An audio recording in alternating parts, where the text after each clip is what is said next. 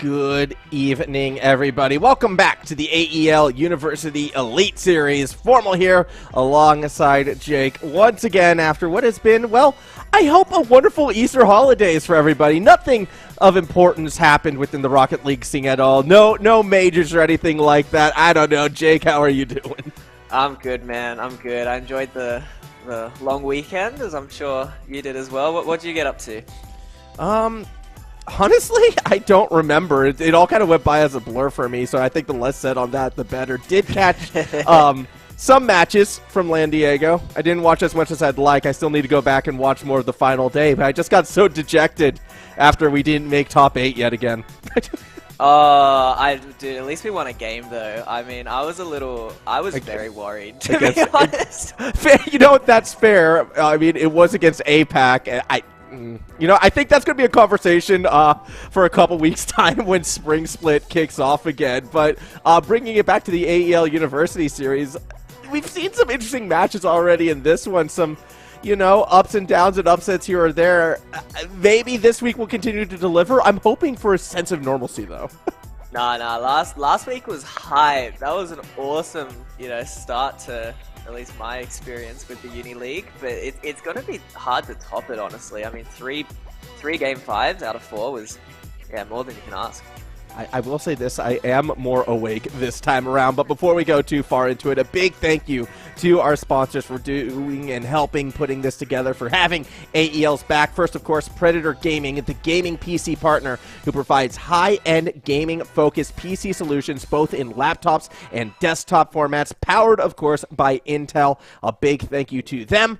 To go with, our PC partner, we have our monitor partner, AOC Monitors, the gaming monitor partner. To celebrate the recent Easter break, AOC have some amazing deals on select monitors. Ending April 23rd, upgrade to a high-quality AOC monitor at unbeatable prices. More information at au.aoc.com. So you have about 11 days from now to get in there and get in that checkout AOC monitors for some sweet deals. And introducing our noodle partner once again, Indomie, the noodle partner, made with high-quality flour and selected ingredients and spices. A plate of Indomie mee goreng will certainly brighten up your day. Try any one of the flavors available today from your local grocer or at indomie.com.au. So a big thank you to Indomie mee goreng and, of course, Game on Cancer, the charity of choice for AEL. You can see the QR card down below. They help fund much-needed cancer research projects. If you'd like to donate, please head to AEL's Tiltify campaign page and donate what you can. Should be super sick if you're able to do so. And a big thank you once again for our sponsors. Indomie's back, Jake, and I still think that is the perfect sponsor in a lot of ways for a university composition. Of course. Probably all the players here are living off that for sure, especially if they're living out of home. I know I still have plenty in my kitchen, so it's hype. It's so good because you can just mix it with anything and it works. Either way, though, here are our standings coming into today. Macquarie and UOW still sitting atop the ladder. And, well, they're not playing against each other yet today, but we're still kind of waiting for that blockbuster matchup when they do get together. UWA, UON, RMIT, GU, all still in that 1-1 hunt. And UTS and USYD, well, they're going to be looking for their first win today. Obviously, it's going to be a bit of a challenge. Here is our schedule for you all. Opening, of course, first undefeated team on that list, UOW, will be taking on Griffith. But the match I'm most excited for, actually, is going to be that third match, Jake. Macquarie versus UON.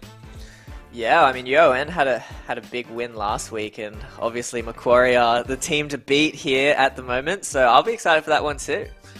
Yeah, that one could be a lot of fun. Macquarie, though, could be playing with their, full roster today, and we could talk more about that when it comes, obviously, one of the scarier teams. But for our first match, Griffith versus UOW, I mean, UOW, they're going to be the favorites coming into this one. Shu and Tonio are playing. I know we were missing Shu last week. Well, he is back. That said, Griffith, I mean, they're 1-1. They've gotten things done before. I'm nervous for them, though. I feel like UOW, now that they're back at full strength as well, this could be a rough series. Dude, as if they got rid of Mage. Mage was the carry last week. Come on. I mean, this team's all right, but I don't know if that's the correct decision. I mean, yeah, look, yeah, if they fall short because Mage isn't there, we'll figure out what the problem is. That could be the exploitable weakness on the UOW side. I don't know. I feel like this is UOW starting to get to full strength, and yeah, it's gonna be a rough one right now. Quick prediction: I'm going 3-0 UOW. Whoa, no faith in Griffith? I mean, I don't know. I'll go UOW as well, but Griffith. Let me think. I don't know. Ados played really well last time. I reckon they can get a game. I'm not that toxic. Yeah, I mean, I would say that's toxic, for like Tonio and Shu, who have those, high RLCS aspirations. They should be able. You would think. I don't know. We saw Macquarie. I mean, these players can kind of troll when they're the big, favorites. So. Yeah, I have a lot to say about a couple of the players on the Macquarie lineup when we get to it. All right, some stuff I've been hearing, so we'll put that on the back burner for now. All good things, though, I promise. But, yeah, UOW, Griffith University, I agree with you. Ados actually was, like, a very pleasant surprise. I feel like he's going to need to be strong in this matchup for Griffith to have that strong chance. Yeah, well, the other thing was last week they just played well as a team as well. Because, I mean, they came up against UTS and Knight and Not Owl were scoring bangers left, right, and center. But they still took out the series, even though, yeah, mechanically and individually they didn't look like the better team. So that's why I feel like, again, maybe it's a stretch to say they have a chance in the series, but a chance to not get rolled over. All right, here's a question for you, because this is a long time ago. How long has Shu actually been in the scene? Because when I see ESL monthly champion, yeah, that's the ancient. True OG title. Yeah, no, Shu's been since the beginning. I think he's a real OG. I'm surprised he's still in uni, honestly. So yeah, he's been around a long time. It's always surprising to me how young some of these players start. That like they show up, it's just like, oh yeah, this is my first year of uni, even though I've been playing at like a semi-pro or professional level for like 3 or 4 years. It always kind of comes off as a bit of a like whoa moment, and I think Shu is kind of joining that line. I know seeing Zen was another one who's competing, who's just like, wait, you're still at university? Haven't you been playing Rocket League professionally for like 6 years now? Yeah, I know. I was surprised by that as well, for sure. But yeah, especially with Shu, I guess, yeah, he must have been like 13 or something when I first played against him. And yeah, you don't have any idea until you see these guys at LAN, honestly. Yeah, I mean, so it will be exciting. Either way, we are kicking off game number 1. Griffith will be on that blue side. UOW will be in red. Kind of makes sense, I suppose, in a way. Actually, no, you'd want it the other way because, yeah, maroon closer to red. I don't know. Either way, it is a New South Wales versus Wollongong versus Griffith. From Queensland, can't hide it. So you know, like those things where you start to say something and immediately you just want to take the words and just put it back in your mouth and pretend that it never happened. Yeah. No, we could let that one fly. I could see that happening. Yeah, that was a start. And either way, we're on the pitch right now. Game is afoot, and well, already a cheeky little touch actually is going to flip the map. Griffith, had they been a little bit faster, could have had their first goal. Yeah, and this is Bailey mate, right? Green Tool is here. He's been around forever as well. So he must have been, what, 12 or something back in the day. Because, yeah, he's been around as long as Shu, I think. So this is actually a team with surprising amount of experience then, I suppose, all things considered. It's weird to think of Tonio as, like, the newest player on this lineup. Well, how veteran is Tonio in RLCS at least? Because he's only really been getting good wins recently, right? Mm-hmm. Like, no, he's still very, very new. Like, it can't be more than, like, year and a half since he's been on that grind, so it's a little bit spread. Either way, Tonio gets the first goal right there. Very veteran team, UOW, which is, yeah, just a weird thing to say, but either way, green dualies. What is that a reference to? No, it's not. I don't know. I've been in this country for like 15 years, and there's still new slang. I don't know what it is. Like, what is a dually? Yeah, I can't keep up with the kids either, Max. Don't worry. But we just said he was old. What does that make us? We're getting ancient, man. We're actually ancient. You get ancient quick in Rocket League, though. That is very true.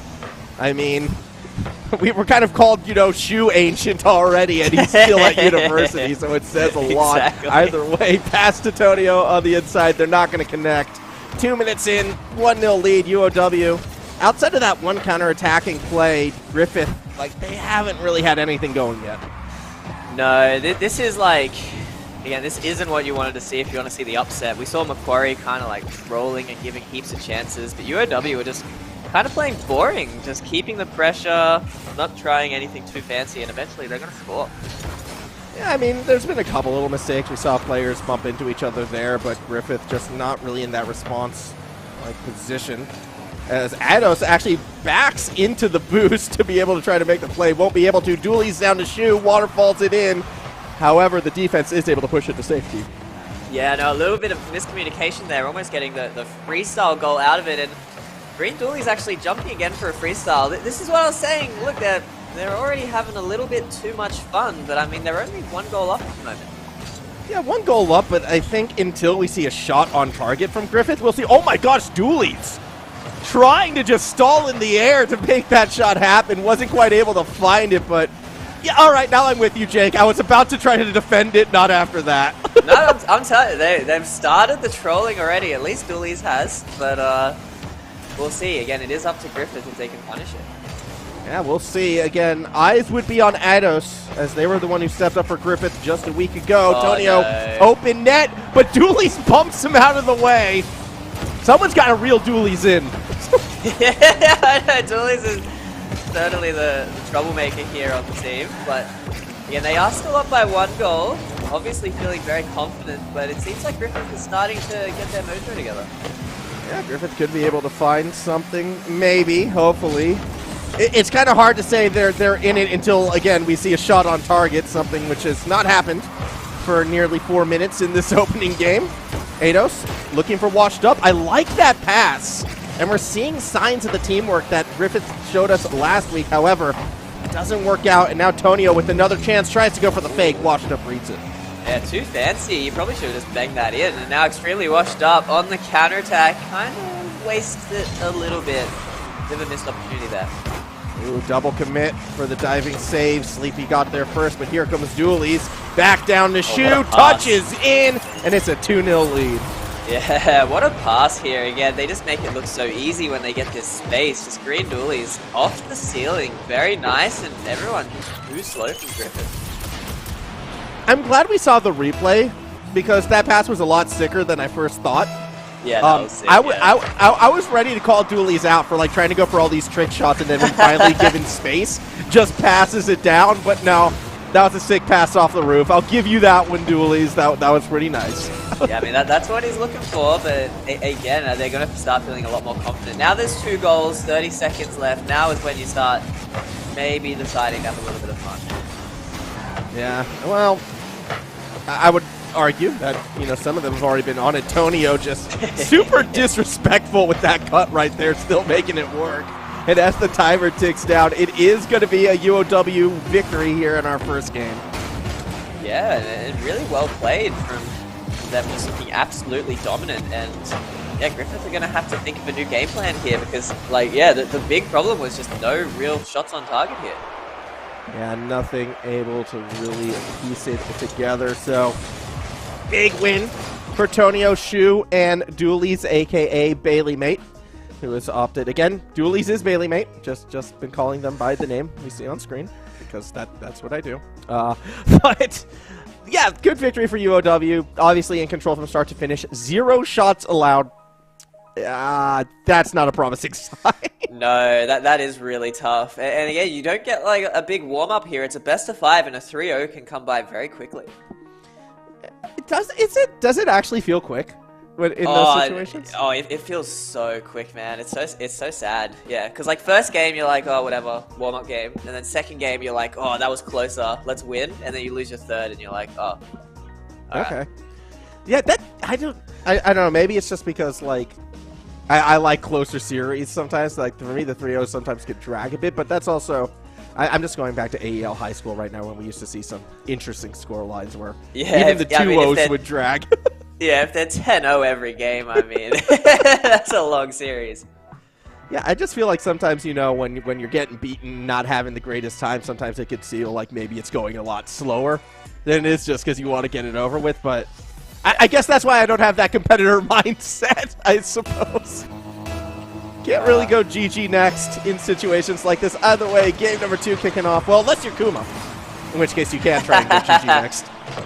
No, I mean, even thinking of the time, a 3-0 can be over in like 20 minutes, you know? When you compare that to like a best of 7, game 7, it's like 1 hour. It's like, the difference is massive.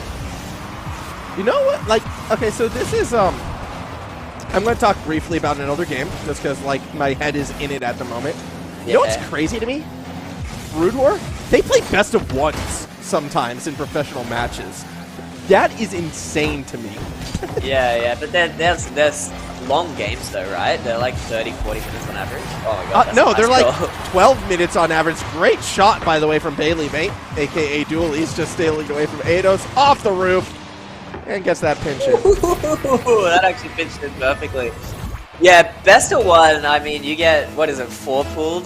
That's what it is in Brood War, right? And I mean, I'd be salty after that. In the tournament I'm watching, someone went for a 5 pool. They're not quite crazy enough for a 4 pool, but that's going to be the first goal for Griffith. Over the top and in. Yeah, off the back of a kickoff goal and just everyone playing nice and quickly and in the right positions. We just, need to see this more in regular play. Shu just did not move, and I'm a little bit worried there might be a disconnect. Nope, they're moving again. Okay. Nope, not sure what happened there. Tonio tries and does respond. Another kickoff goal. That's disappointing if you're Griffith. Rise, you're getting something going your way, and it's Ados' turn to just not do anything. Oh, that. Yep, alright. Well, we got the kickoff goal out of our system early. Now we don't need any more. We can get some good quality Rocket League now. Sure. No, it's just the beginning of a long night. You know, hey, I have energy today. This isn't like last week. I actually, didn't get off a plane today, so I'm feeling pretty good. I can go long. Yeah. When are you gonna be a zombie? You said you'll be up at 3 AM today, right? That might be the sleepiness kicks in. Yeah, well, no, we're not going to sleep after this. I think we're just staying up all night, doing the all-nighter thing. Peak casting performance. You're a machine, man. You're a machine. I know. I'm hosting. I don't need to worry about like too much casting. Shots on target, not in. All I have to do is just like make fun of the British. Like it's pretty great. Shoot off the roof, looking for Tony. Oh, nice pass. Not quite in. Yeah, good defense though from Griffith. Now they're starting to smarten up to these passes because that's how they scored both their goals last game. Yeah, as you can see, chaos in front of the net. Okay, not really sure how that one didn't wind up in, but you had two UOW players behind the ball in the net as Griffith was kind of fumbling with it. Here's a chance. Yeah, Bailey May gets a nice clear. I see Bailey May's playing really well. We haven't seen him in RLCS like ever, right? I just know him as a ranked warrior, honestly. Yeah, like I kind of have to agree with you in that sentiment. Hasn't really been on a team that's made any deep runs. Good double save right there. I mean, you have to dive what you have to do, but Bailey Mate's been around for a while, and I do feel like it'd be interesting to see if they do try to take it to the RLCS level, what kind of team they can get. Tonio open net, 3-1 lead. No, he's looking really solid. Like, no mistakes coming out of him, supporting his teammates well. You can see Shu just being an absolute nuisance. And Tonio is really just the scorer of this team, apparently. He's just putting everything away. Promising signs for Tonio. Like, I mean, Tonio's now part of a team that was named after him, right? So, you know, you want to step up. Obviously not UOW. They're not calling themselves Tony's Warriors or whatever that team was called. But, oh, Ado, save on the line.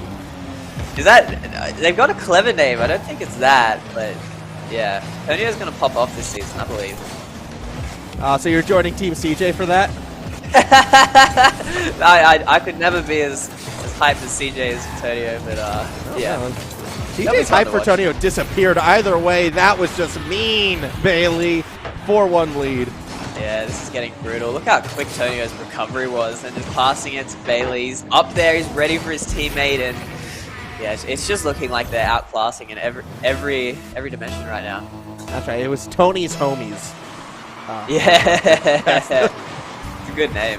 It is a good name. What happens though when they go up against Macquarie and go up against Baz, who's one of his homies? They won't be homies. Yeah, it's gonna really test that relationship, I'm sure. I mean, it's shaping up too to be the battle of the two undefeated teams if they continue at their trajectory. That is a matchup we'll be wanting to see, assuming Macquarie gets their win later today and assuming that UOW continues kind of the road they're on right now. Eidos has that one goal off the kickoff for Griffith. Haven't really seen too much since, and that would have been sick. Yeah, almost reading the waterfall. You're right, though. Still getting caught in their half and just getting outpaced in this midfield. Although they could have something here. Eidos wraps around, beats out Shu, and the second goal for Griffith is found. Yeah, really nice goal from Eidos. Controlling it really nicely. It's a big miss, though. I mean, Shu, not much you can do there, but Eidos really clinical to finish it. There you go. So, 2-4 at the moment.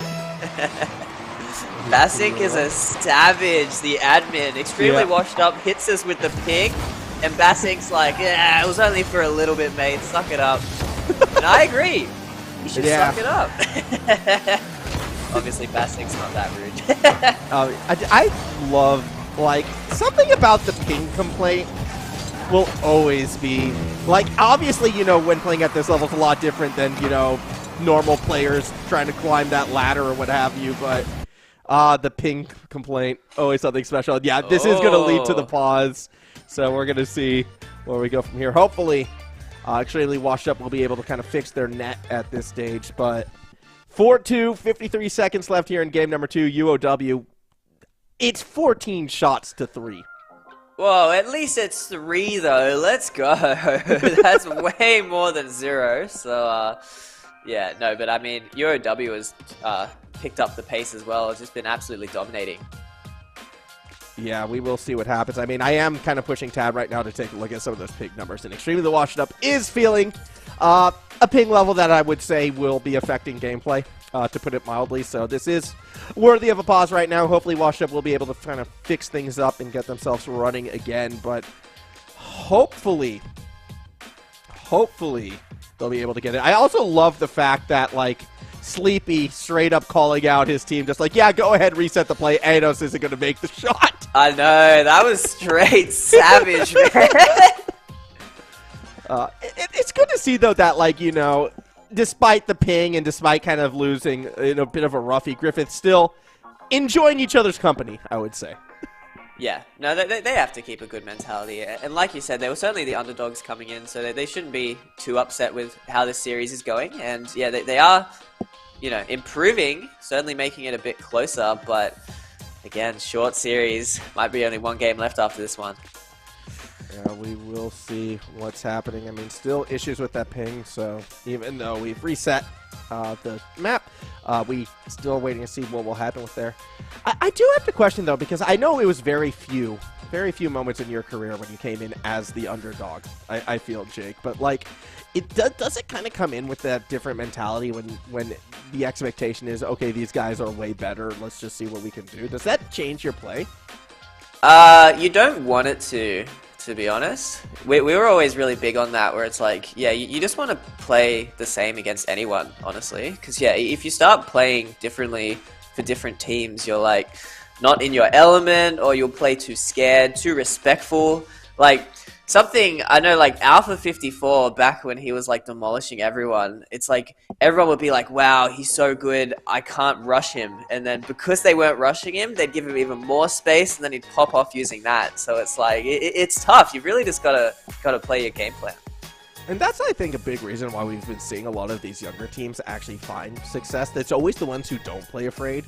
I've noticed, like, Forkidden, I think, was the best example of that. No, exactly. Like, yeah. They just didn't matter who they were against. They just came out swinging, and, like, the end result now, all three of them off to successful careers. All three of them at that most recent LAN, obviously on different teams now. But, like, yeah, it's just a good mentality to sort of have coming into this. And unfortunately, I don't think we've seen that from Griffith that much. Like, especially not in game number 1, maybe a little bit in game number 2. But I think if they are going to come back in this series, they got to play a little bit more fearless.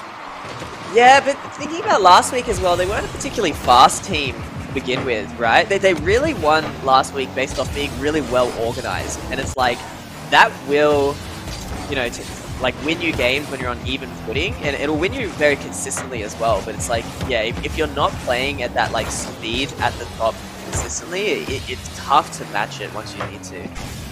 Yeah, I suppose so. I don't know. I'm always a proponent of, like, and there's maybe where I might disagree with slightly with the always wanting to play your style. If the need calls for it, go ahead and try and push yourself to, like, elevate, I guess, and try and play that faster pace. I mean, look, they got close there. That nearly went in. Yeah, but yeah, that even on that case, I don't know. It's like, I feel like you just gotta be better as a team. You know, that's not like a play style thing. It's like you just gotta play faster. But yeah, either way, that really is like the key point you'll often see with these you know, skill mismatches is yeah, the team playing a lot faster and not being able to match that pace.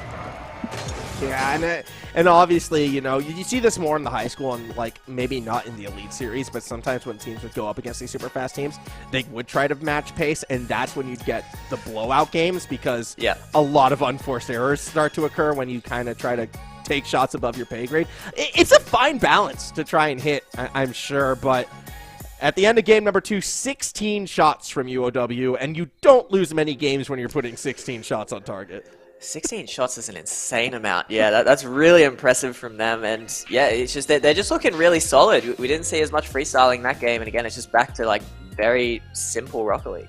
Yeah, speaking of ping, Shu has less ping than there were shots by UOW in that game. Like, that is... that's a way to put how that game went, I suppose. So UOW up 2-0 right now. Griffith going to have to try to pull off a reverse sweep for a team that's only had 5 shots in total throughout 2 games. 4 of them from Ados, as well as the 2 goals as well. So again, to reiterate, if Griffith's going to come back, Ados is still that player to watch. Yeah, I mean, Ados had that really nice dribble. Yeah, it's tough though. You can't put it all on one person's shoulders, and you need the ball to be in the offensive side as well, and that's really a team effort, getting those clears, getting those solid rotations. So, yeah, eyes on Ados, but everyone has to step up. As they are loading onto the pitch right now for game number 3. we'll see if Griffith can mount something together and get at least one, if not more wins under their belt. UOW, though, still undefeated coming into today, and I'm pretty sure they haven't dropped a map yet as well. So when I say undefeated, wow, that's dominant. Wow. I do believe they are. Oh no, they have lost 2 games apparently, so they are 6-2. Oh, the first week must have been close then. They definitely 3-0'd last week, but look how simple they make this. It's just playing fast, hitting your shots, just outpacing the other team. Great double touch from Bailey, and yeah, Tonio making the finish look easy. Yeah, whenever we're going to see, I think, this UOW get like an open net situation like that, the expectation will be for them to bang it in. And they created that open net. It wasn't necessarily a defensive mistake. It was just quick passes, nice use of the backboard, and boom, in it goes. Now, however, though, a chance maybe for Griffith. Tonio in the corner actually gets a pass washed up. Tries to get a pass Autos, doesn't quite do it, and then washed up puts it in the corner. Yeah, they're holding on. They're certainly not looking too threatened here in defense, but it's good to see from Griffith. They're certainly putting on the gas pedal. Yeah, they're trying to find it, although that could lead to an awkward situation. Shu took the bait. However, Tonio was behind, willing to bail them out. That fake could have been dangerous, and I do like seeing fakes right now. Was that a fake or was that a miss? I don't know. Either way, it was a shot at the end. And a goal! I mean, this is a fortunate goal. Ados, like, straight whiffs the ball out of defense, shoots it slow, and then gets the ball hit perfectly into him. Oh, what a play. What? Making the best of a bad situation, recovery, or all planned. You decide at the end of that one. Either way, an equalizer from Griffith. That's the Ados we wanted to see. Yeah, no, Ados, again, clinical, causing that pressure, leading to that double commit. That's what I'm saying. They just need those chances in offense, but it's tough. Again, they equalize and it just equally instantly goes the other way again. I mean, Shu, car control, fantastic. Trying to go for a pinch, didn't quite get all of it, but still gets the goal. And the fact that UOW is still trying to find pinch plays right there in front of the net tells me, even though that goal came through, they're still confident. Yeah, Antonio is still not missing any. I swear he's got every shot he's taken. He's just very clinical at the moment. And Griffith can't defend him. Yeah, they have been struggling on that defensive side, but when you take a look at, I suppose, possession and how often Griffith has been having to play on that back foot, you can kind of understand why some of these shots are eventually breaking through. Pressure on the blue side to equalize. Ados is in the middle of the pitch right now, could be looking to commit on something, but the ball stays in the corner, washed up. Now dishes it down to a rotating Ados. Shu gets the little play over the top. Tonio's waiting and nearly makes it 3-1. Finally misses a shot, but I mean, very threatening there. Well played from them, but Griffith, they're starting to create some opportunities now. It's good to see. Yeah, I think, you know, they've warmed up a little bit. They're looking a lot more competitive this game. They've been able to find more chances. However, we're also finally starting to see that UOW defense, I think, shine a little bit more as well. There's been some pretty nice goal line saves from Shu in particular that I've been keeping my eye on. Yeah, well, we haven't had to see him in defense, right? But, I mean, they've looked so solid in the midfield. Their offense has been on point. So, yeah, it's not a surprise to see them looking solid in defense as well. Antonio struggling a little bit. This is actually quite dangerous. Ados can't get the shot, though. Yeah, Bailey from the corner coming through at the last moment, able to get that save. Now Demo's coming through. It's Shu all alone, having to buy time. Is able to clear to the blue side of the pitch. That will allow teammates to get themselves back on the field. However, they both immediately push to that midfield line and had Ados won that challenge. In fact, this could be a tie. Open net, it goes in. Ados secures it, and we have an equal game. Where did everyone go? I mean, Sleepy just gets one, Shu misses badly. And I don't know where the third one was, but yeah, I mean, that Shu miss was definitely uncharacteristic for the series. I think third one was actually stealing back corner boost at that moment. So greedy. Very greedy from UOW. And this is what you're talking about at the start of the series. You know, this is where you can find your moments. Yeah, but you got to be clinical. You got to make them count, and they did there. But they've been struggling to do that consistently throughout the series. We'll see. They seem to be finding a bit of a groove now. As they are starting to bring it back. Here comes Sleepy. Shot stopped by Tonio. As AEST looking for washed up. There could have been a chance. Tonio too quick. Yeah, that was a great spot. And no, is that in? Tonio cannot miss, man. Just finds that shot from the corner. Great play from him. Yeah, I want to watch this angle again. Just well placed, straight down the center, kind of off that top post. Either way, and once again, UOW now with that lead, a minute 20 to hold on. We've been seeing more from Griffith here in this third game, but do we get one more goal out of them? Well, you can see how defensive they are, though. Although no one from Wollongong going No! at all. But Tonio, what a save from him. Oh, the 2v1 Tonio somehow pushes that to the safety of the corner, and well, that was a pass to the middle where Bailey was there, but no one else, and now Bailey has an open net, and that's going to be a 4-2 game. Bad. AEST was way too fancy. He ended up passing to his other team, and then the 50 just goes perfectly to Bailey, who does not miss those. Been playing so clinically as well. Bailey spent like 8 seconds just sitting in the middle of the pitch, just waiting for the ball to come to them, and somehow it did. I don't know how that worked out, but fair enough, Bailey, fair enough. 4-2 lead now. UOW, they're going to win this series out. I don't believe in the miracle, and again, we're going to continue to have one undefeated team, and oh, that was a broken Rule 1. I didn't see who did it, though. It might be a bit too late in the series to be bad luck, though. Yeah, that's fair. All I know was it was Bailey and AEST were in that Rule 1. I think AEST was the one who broke it, so desperation clearly on the Griffith side. I like to see it, honestly. I want to see them get a few goals, but you're right, it's going to be tough. 20 seconds, and they're not getting anything. Well, they're hitting each other. Like, washed up just bumped AEST out of the play by mistake, and definitely not helping the situation. 10 seconds to go. Shu has dualies. They don't connect. It does not matter. UOW, they're going to take our first series of the night. 3-0 victory for them. 5-2 final scoreline as they get the buzzer beater. Yeah, buzzer beater for Tonio. Feels like he scored everything this series, but UOW looking like a very solid team. And I mean, Mage in the back as well. What a roster. Yeah, the best sub, right? The best sub a team could ask for. Just waiting for their chance. And had Griffith taken a game or two, maybe Mage would have come in. But as it stands, no way you're subbing out Tonio after, games like that. 4 goals in that third one, 7 shots. It was just drilling everything. Yeah, no, so super good from them, and yeah, again, it's going to be exciting to see them play Macquarie when it does, because they certainly are shaping up to be the top 2 in the league at the moment. Yeah, they are definitely the standout players. So UOW continues their undefeated run, and we'll see where they go. Our next match will be coming up in a few moments. We're going to try and get an interview for you. No promises just yet. Hopefully someone will be able to jump in for this. I don't know who we're getting, though, so a little bit of a mystery right there. I would like to interview, if possible, Tonio. If we have any control over that. Just try and will Tonio into it. Yeah, it'll be good to hear from him. I mean, any of them really, just hear how confident they are, because, I mean, sitting top of the leaderboard, I think they should be.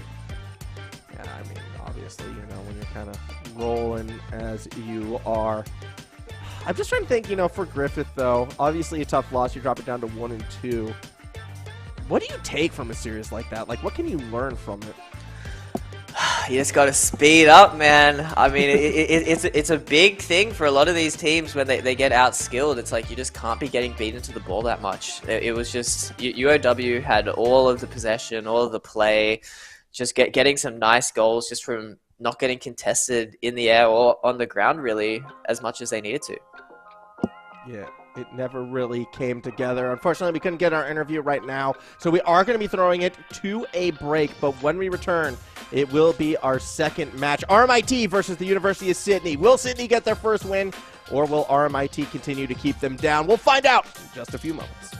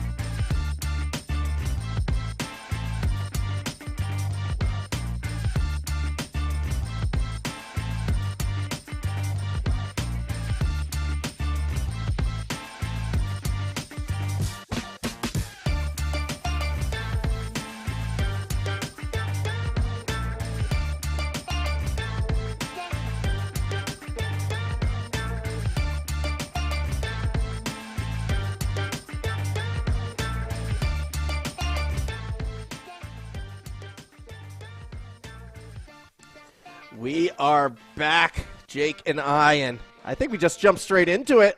We got Shu with us as well, or at least the voice of Shu. Couldn't quite get the camera together. First of all, congratulations on that victory. I have to admit, though, at times it almost looked like it was a 2v3, particularly in Game 1 with Bailey constantly running interference and everything you guys were setting up.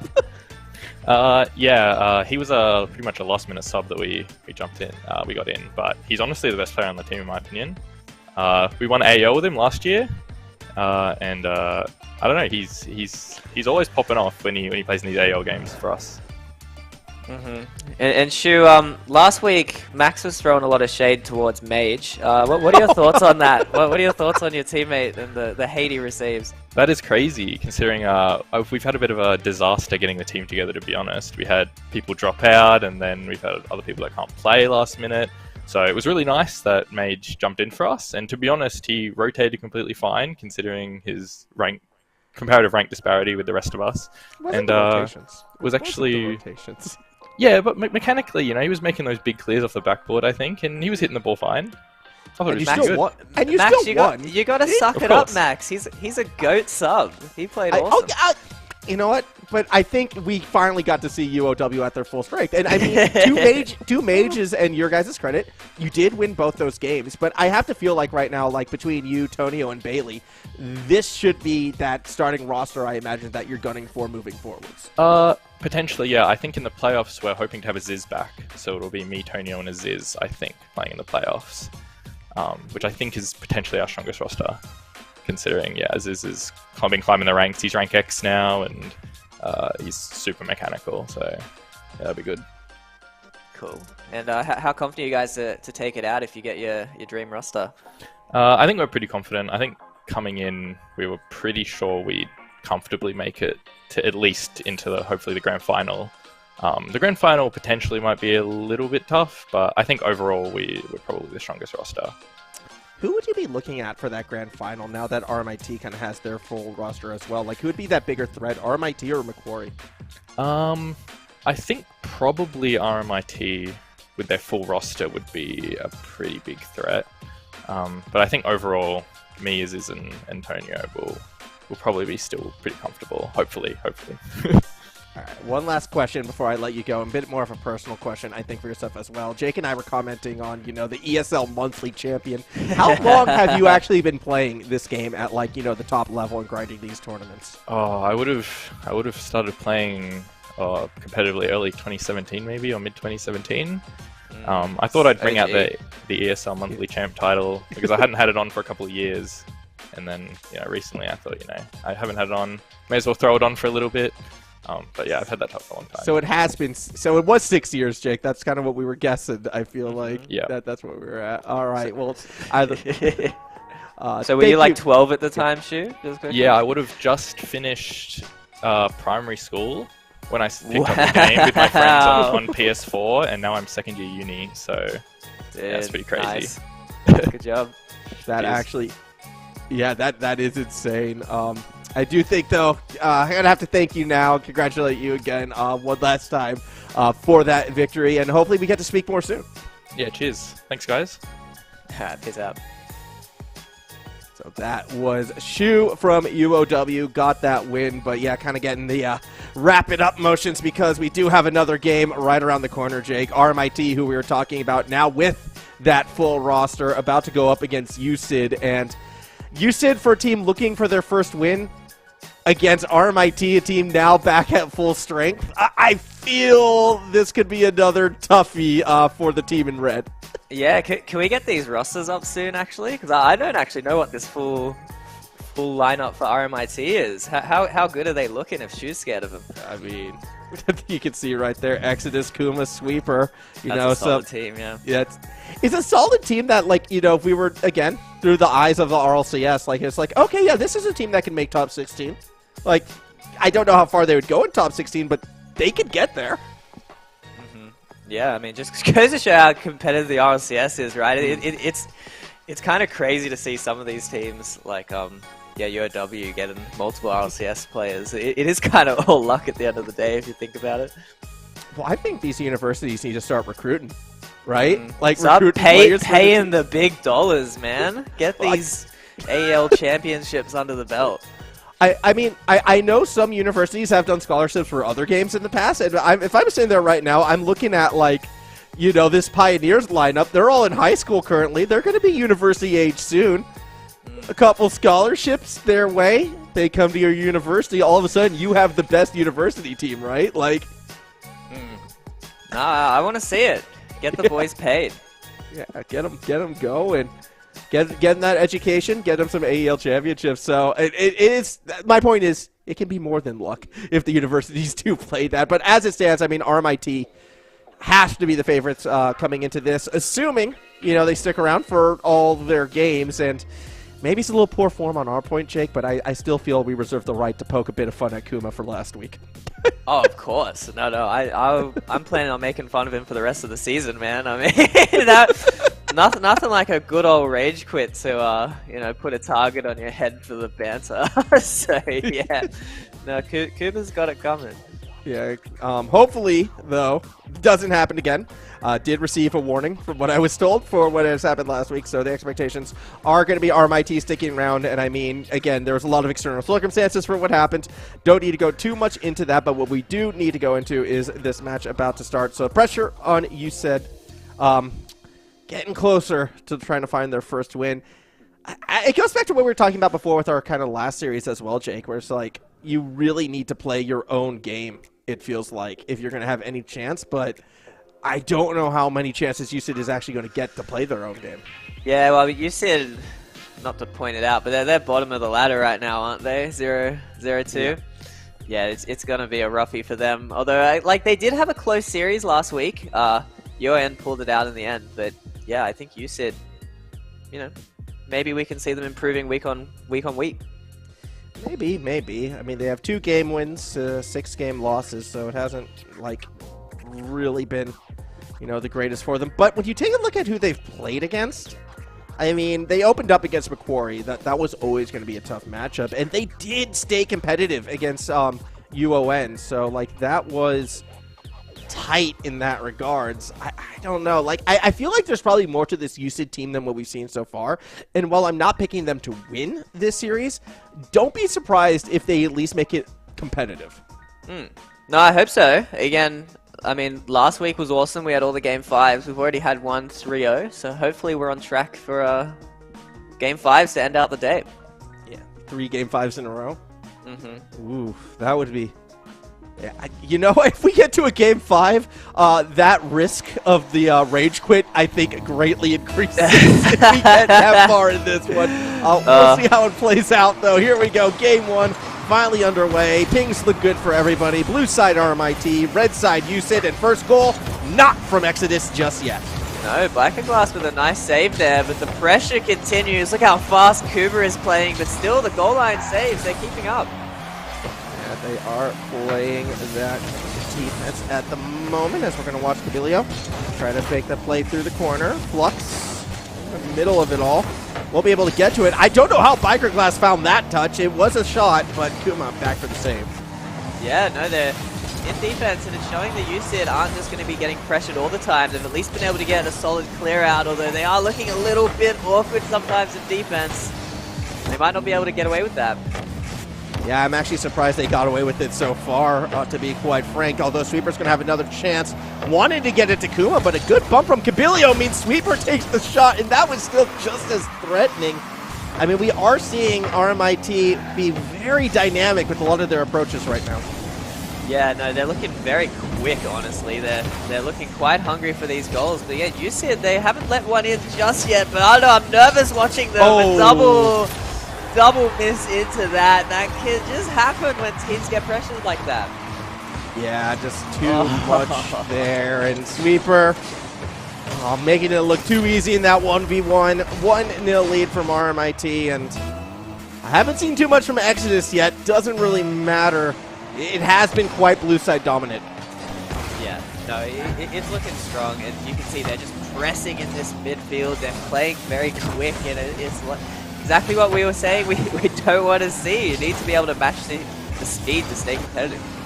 Yeah, and Instead, we're just seeing, you know, kind of crazy commits. Biker Glass so far behind that play, turns into a 2v3. And Flux sets up Sweeper. Sorry, Flexu. My apologies. Either way, it's a 2-0 lead. I mean, Flux is a cool name too.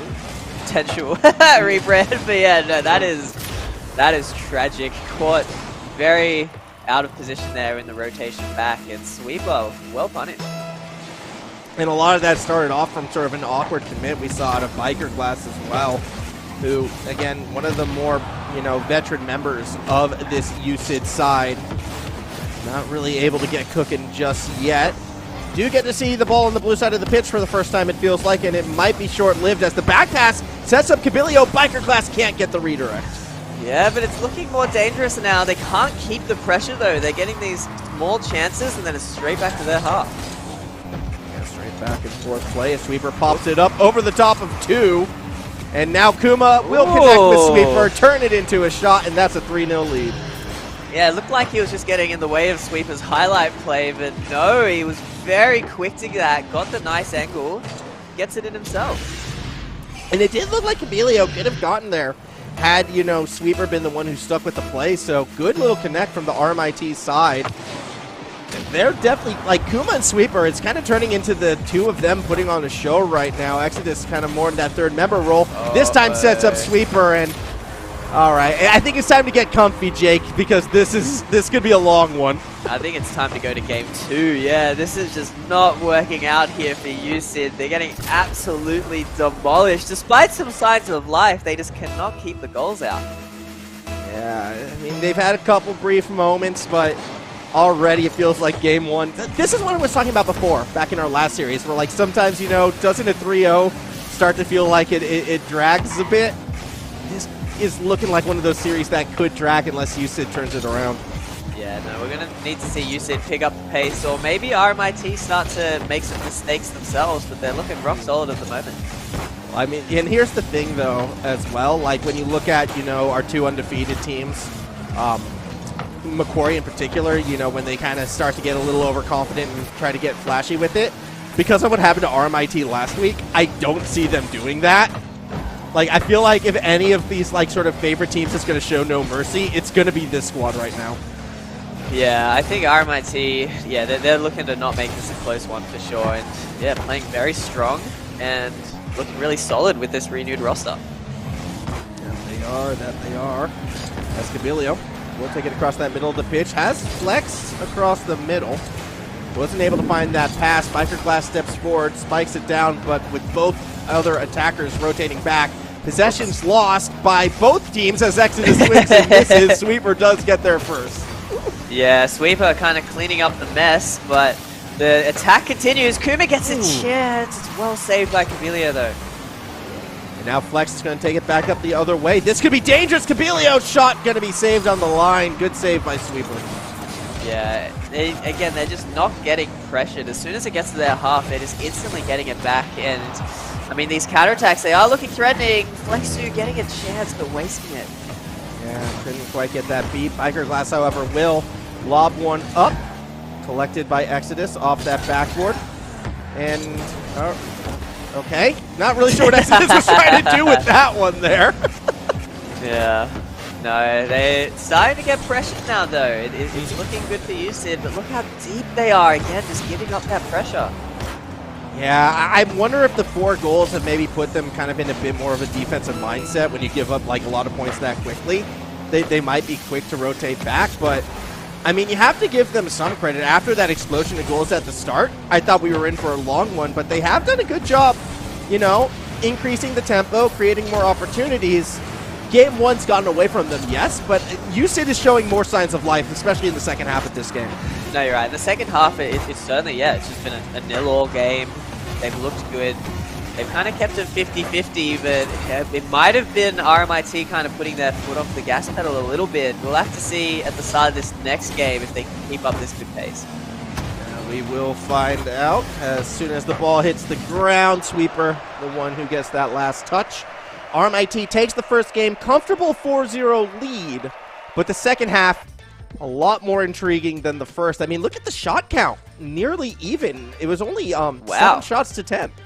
Wow, yeah, USYD really clawed their way back into it, but at the same time, I don't feel like those shots were very threatening coming out at USYD. It still it felt like, yeah, they didn't really get too many chances to even get one on the board. One threatening shot, which Sweeper made a spectacular save for. But here's the scary thing, though.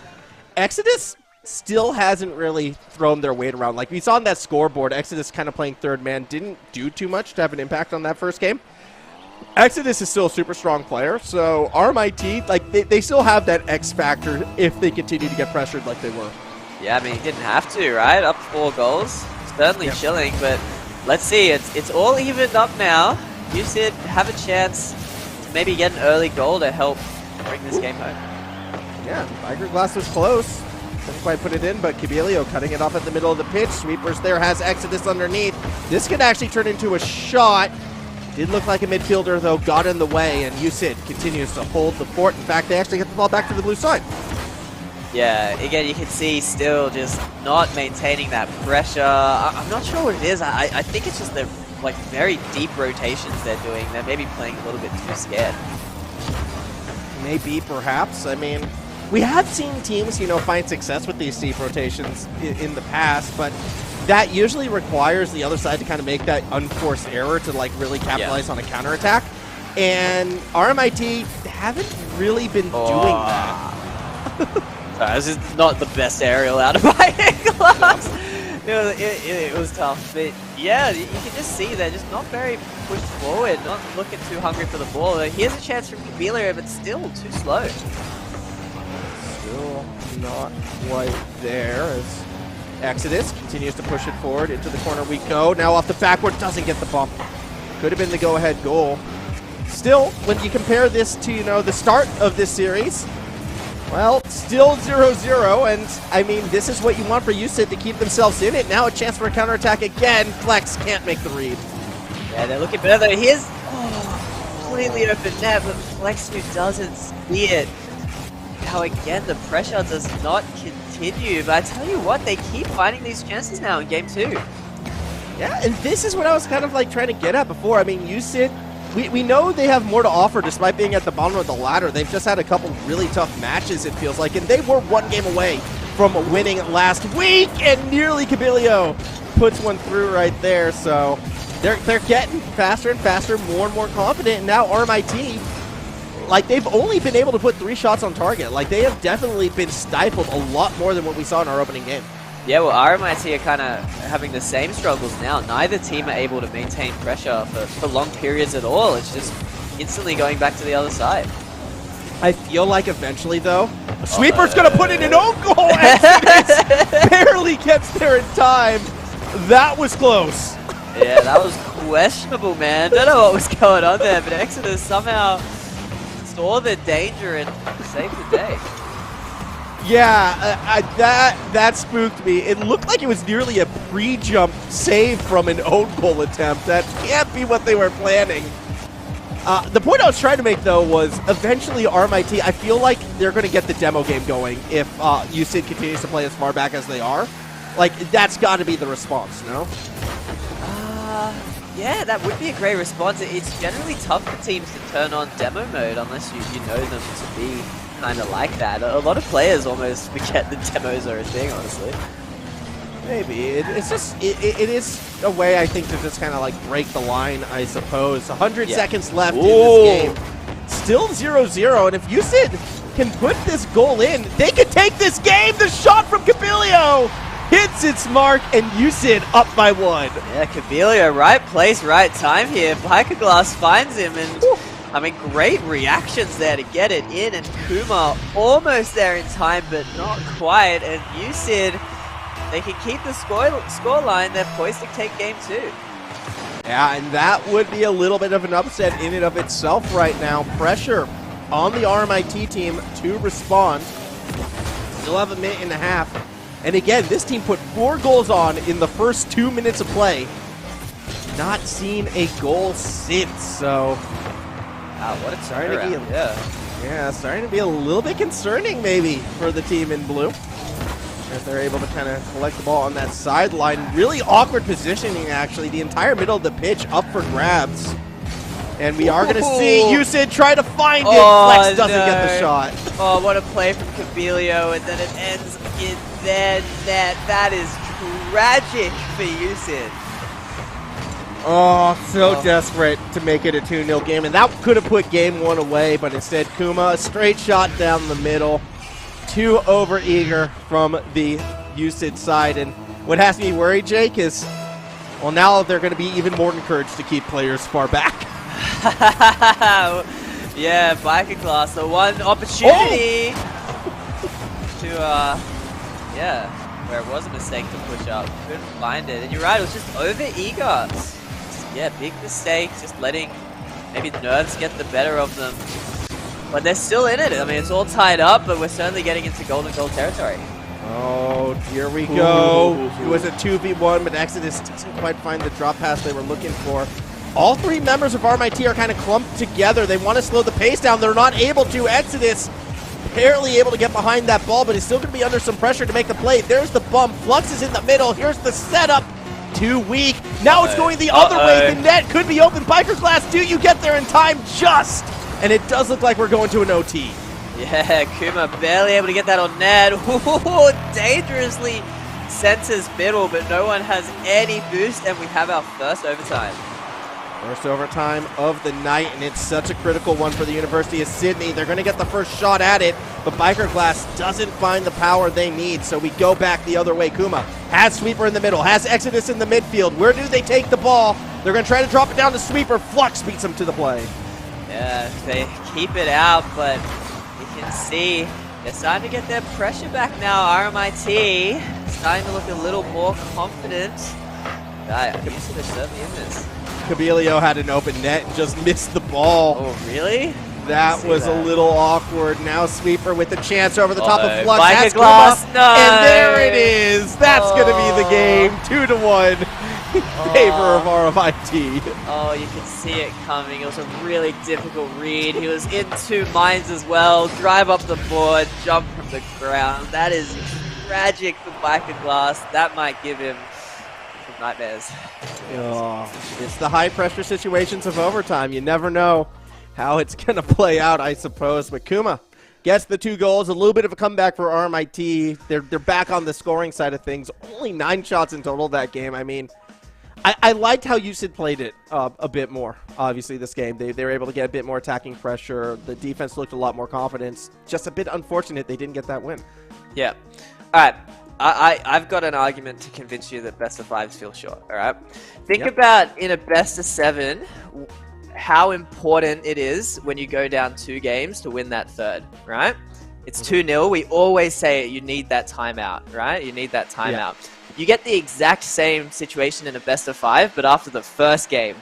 Because now, look, they're forced to reverse sweep. So that's why it's like you don't have any time to mess around in these best of 5 series because you can very quickly just be up and have to reverse sweep. I think it's because I've been doing too much European Rocket League where like players all the time that I talk to will be just like, oh yeah, first game's always a warm-up game. Like, that's just always what they say. It's like, but because I agree with you, it's just like, all right, well you warmed up and now your opponents are like looking down the barrel of a potential match point if you don't win the second one. So you better be warm. Yeah, You better be warm. So yeah, too much European Rocket League. I think Kuma. Ooh, no! Yes. Yeah. Okay, there we go, Flex. Thank you. Oh, that would have been a nice goal from Kuma though. That was really speedy. Yeah. It was well placed too, except for the Biker Glass. That's awkward. Biker Glass still struggling a little bit in this game. Oh no, Biker Glass, get it together! Look, when you're having problems making contact with the ball, they just continue. Apparently, it just continues. 1-0 lead. Oh, it's so tough once you start feeling a bit misplaced in Rocket League when the ball is just like flying over your head no matter where you position yourself. I can feel for him. I mean, every player's had that. That's what I was trying to say. Like, that's what I was saying. It's like, oh, it doesn't matter that he hit it towards his own net. At least he hit the ball again. And sometimes you need that to get back in the rhythm, but yeah. Oh, it's another beat on Biker Glass, but Sweeper misses the net. Yeah, he has no time to recover. He's already at match point here, and I mean, it's tough. They're only down a goal though, but This is looking all RMIT favored right now. Well, we'll see. I mean, RMIT is playing incredibly far forward, and now there's a chance for Flex to put it straight on Kuma. Yeah, was in control the entire time, but these are going to be the dangerous touches. Tiger Glass playing so far back, now starts to press forward, has Flex right next to him, and they kind of double commit on the shot. Again, you can see just wasting that possession, right? Just softly hitting the ball towards the other team, double committing, and now look, it's Exodus's chance, it's Kuma's chance to be dangerous, and he gets the double touch to Exodus. Beautiful play from Kuma. Yeah, Kuma. I love this. Just slows it down, beats out Flex, and I mean, yeah, Exodus is there to tap it in. 2-0 lead, and now is where we start to get really nervous again for the USYD side because they've looked a lot sloppier so far in this Game 3 than what we saw previously. Already down a couple goals. Finding 3 against this RMIT team is going to be tough, especially with whiffs like that. Yeah, Glass again. He's really needs to save his flips for those kind of finishes. Makes them a lot easier. But for now, there's still plenty of time left, but you can see, look at this offense coming now, and what a redirect from Sweeper from the backboard. I have to admit, I lost Sweeper in all this. You can see, yeah, from the backboard, low on the corner as well. Not typically where you make those jumps for shots like that, but still able to get that angle. Fantastic little shot, and it could be the one that puts this out of reach. I tell you what, didn't see a single nice shot. Quick chat from USYD, and I think that's pretty toxic, because that was a sick shot. That was awesome. Yeah, I mean, everything about that, the setup, the angle. The good little play right there from Sweeper, and now we'll try to take that back up the other way. Kuma across the middle. Doesn't get that pressure underneath. Instead, it's going to be Kabilio. And this has to be good, it feels like, for USYD. If they're going to get any semblance of momentum or confidence back, they need a goal. But they just give up possession straight away. You can see Flexus is too far back again. They just don't have that hunger in offense. They're just too happy to give the ball away. And you can't win series when you play like that. Oh, Sweeper again. Top bin. 4-0. And it's almost victory lap time here, Jake. It is going to be RMIT walking away with this. Yeah, I mean, it's just like Game 1. It's just been brutal, this game. RMIT have played so well.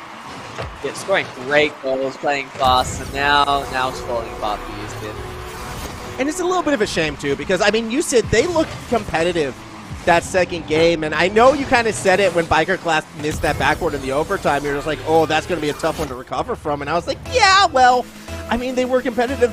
It still was a better showing if they could keep that momentum, but I think you were right. Like, the team kind of broke after that overtime a bit. Yeah, no, you can see it. It's not the same, but, I mean, credit to RMIT as well. They've reached a new level this game. I think they just smelled blood in the water, and it really helped bring alive their offense.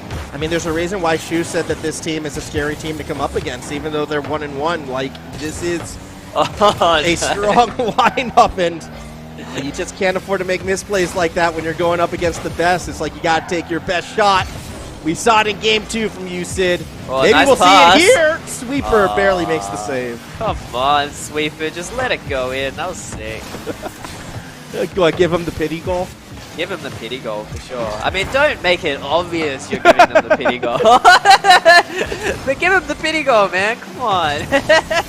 Oh, I don't know. I mean, how often do teams give up, like, pity goals that we just don't notice, do you think? Because I don't think that happens.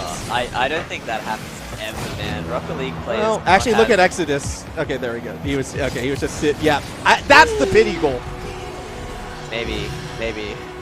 That was the I'm bored goal from Exodus, to be honest. Actually, no, he was demoed. He just came back. No, he didn't just come back. He was sitting there for like 4 seconds. Oh, really? Yeah. Alright. He's trolling. He was sitting waiting for boosts, I'm pretty sure. Trolling in that way as well, then, I guess. Yeah. What a banger from Exodus. Wow. I mean, they're back. You have to give up one to get the Brazil. Yeah, I mean, that's certainly gotten them inspired for the end of this game. That is just a beautiful counterattack from them. Very quick. Yeah, very fast, very lethal. 48 seconds on the clock. Do we get the 7-1 score line? Does our spectator Dover have the Brazil cam on lock to show off that flag. Yeah, wait, is there even a Brazilian flag on the stadium? I don't think there is. Oh, no, there is. There is. Doesn't matter, though, because Flex gets a second after what looks like an own goal. Oh, unlucky. We all wanted the Brazil, but look, you said that's what we've wanted to see all series, and it just comes way too late. That. Yeah. Maybe it's like nerves being alleviated. You have to play a little looser, take a few more risks now that the game's kind of out of reach. But you said, I think this team can be threatening once they start to put together a complete series. I mean, you see it right there. They're putting these shots on target, but not quite in. Not quite in at all, no. I mean, game's over, but still, it stings to have close opportunities like that not go your way. Yeah, well, as it stands, it wouldn't make too much of a difference. It will be a 6-2 victory here in game number 3. RMIT advanced to 2-1. USYD, again, when they complete that series, this team can, you know, make that impact. But for now, unfortunately, they're still going to be hunting their first series win.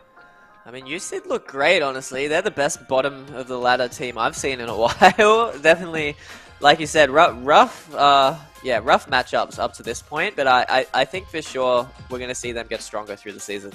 Yeah, I will be curious, you know, next week, USYD is going up against Griffith, and I think that's one that could be a very interesting series. Like, that's one where don't be surprised if it goes game 5 and USYD actually could pull it out. So, like, they still have time to turn their season around. Like, we're still not quite in the panic button pushing times yet, but if they are going to turn that series around, yeah, they're going to need to beat Griffith next week.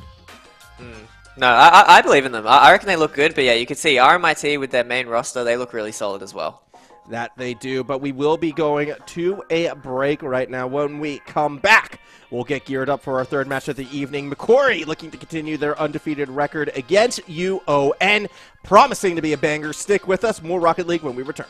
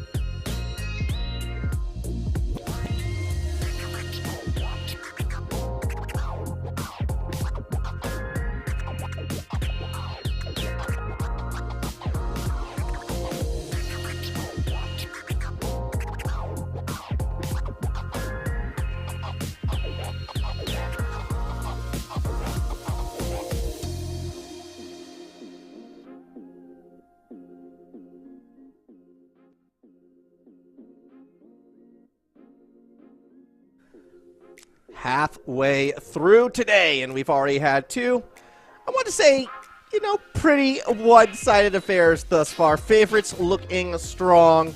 No upsets yet, but obviously that can turn around at any given moment. But before we go too far into the second half of this broadcast, one last time, would like to thank our sponsors for this event, Predator Gaming, that gaming PC partner who provides the high-end gaming-focused PC solutions in both laptops and desktop formats, powered by Intel. A big thank you to them, alongside AOC Monitors, the gaming monitor partner. To celebrate that recent Easter break, people, AOC, they have some amazing deals out there on some of their select monitors. You've got till April 23rd. That's when it ends, to upgrade to a high-quality AOC monitor at unbeatable prices. More information can be found at au.aoc.com. It's getting dinner time, though.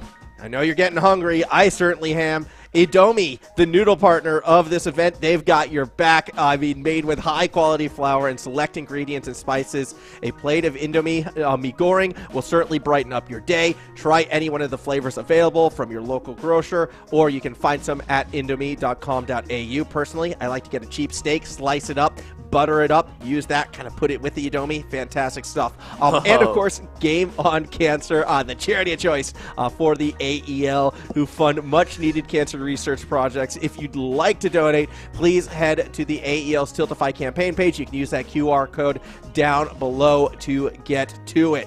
I mean, Jake, it's been a very different day than what we saw last week thus far. You have to admit, it definitely hasn't been really quite as close, I'd say. I know. Where are the game fives at? I mean, like you were saying, yeah, two dominant games. I mean, but there's appreciation in that as well. Just seeing how to smash a team as yeah, in a dominant fashion like we've seen.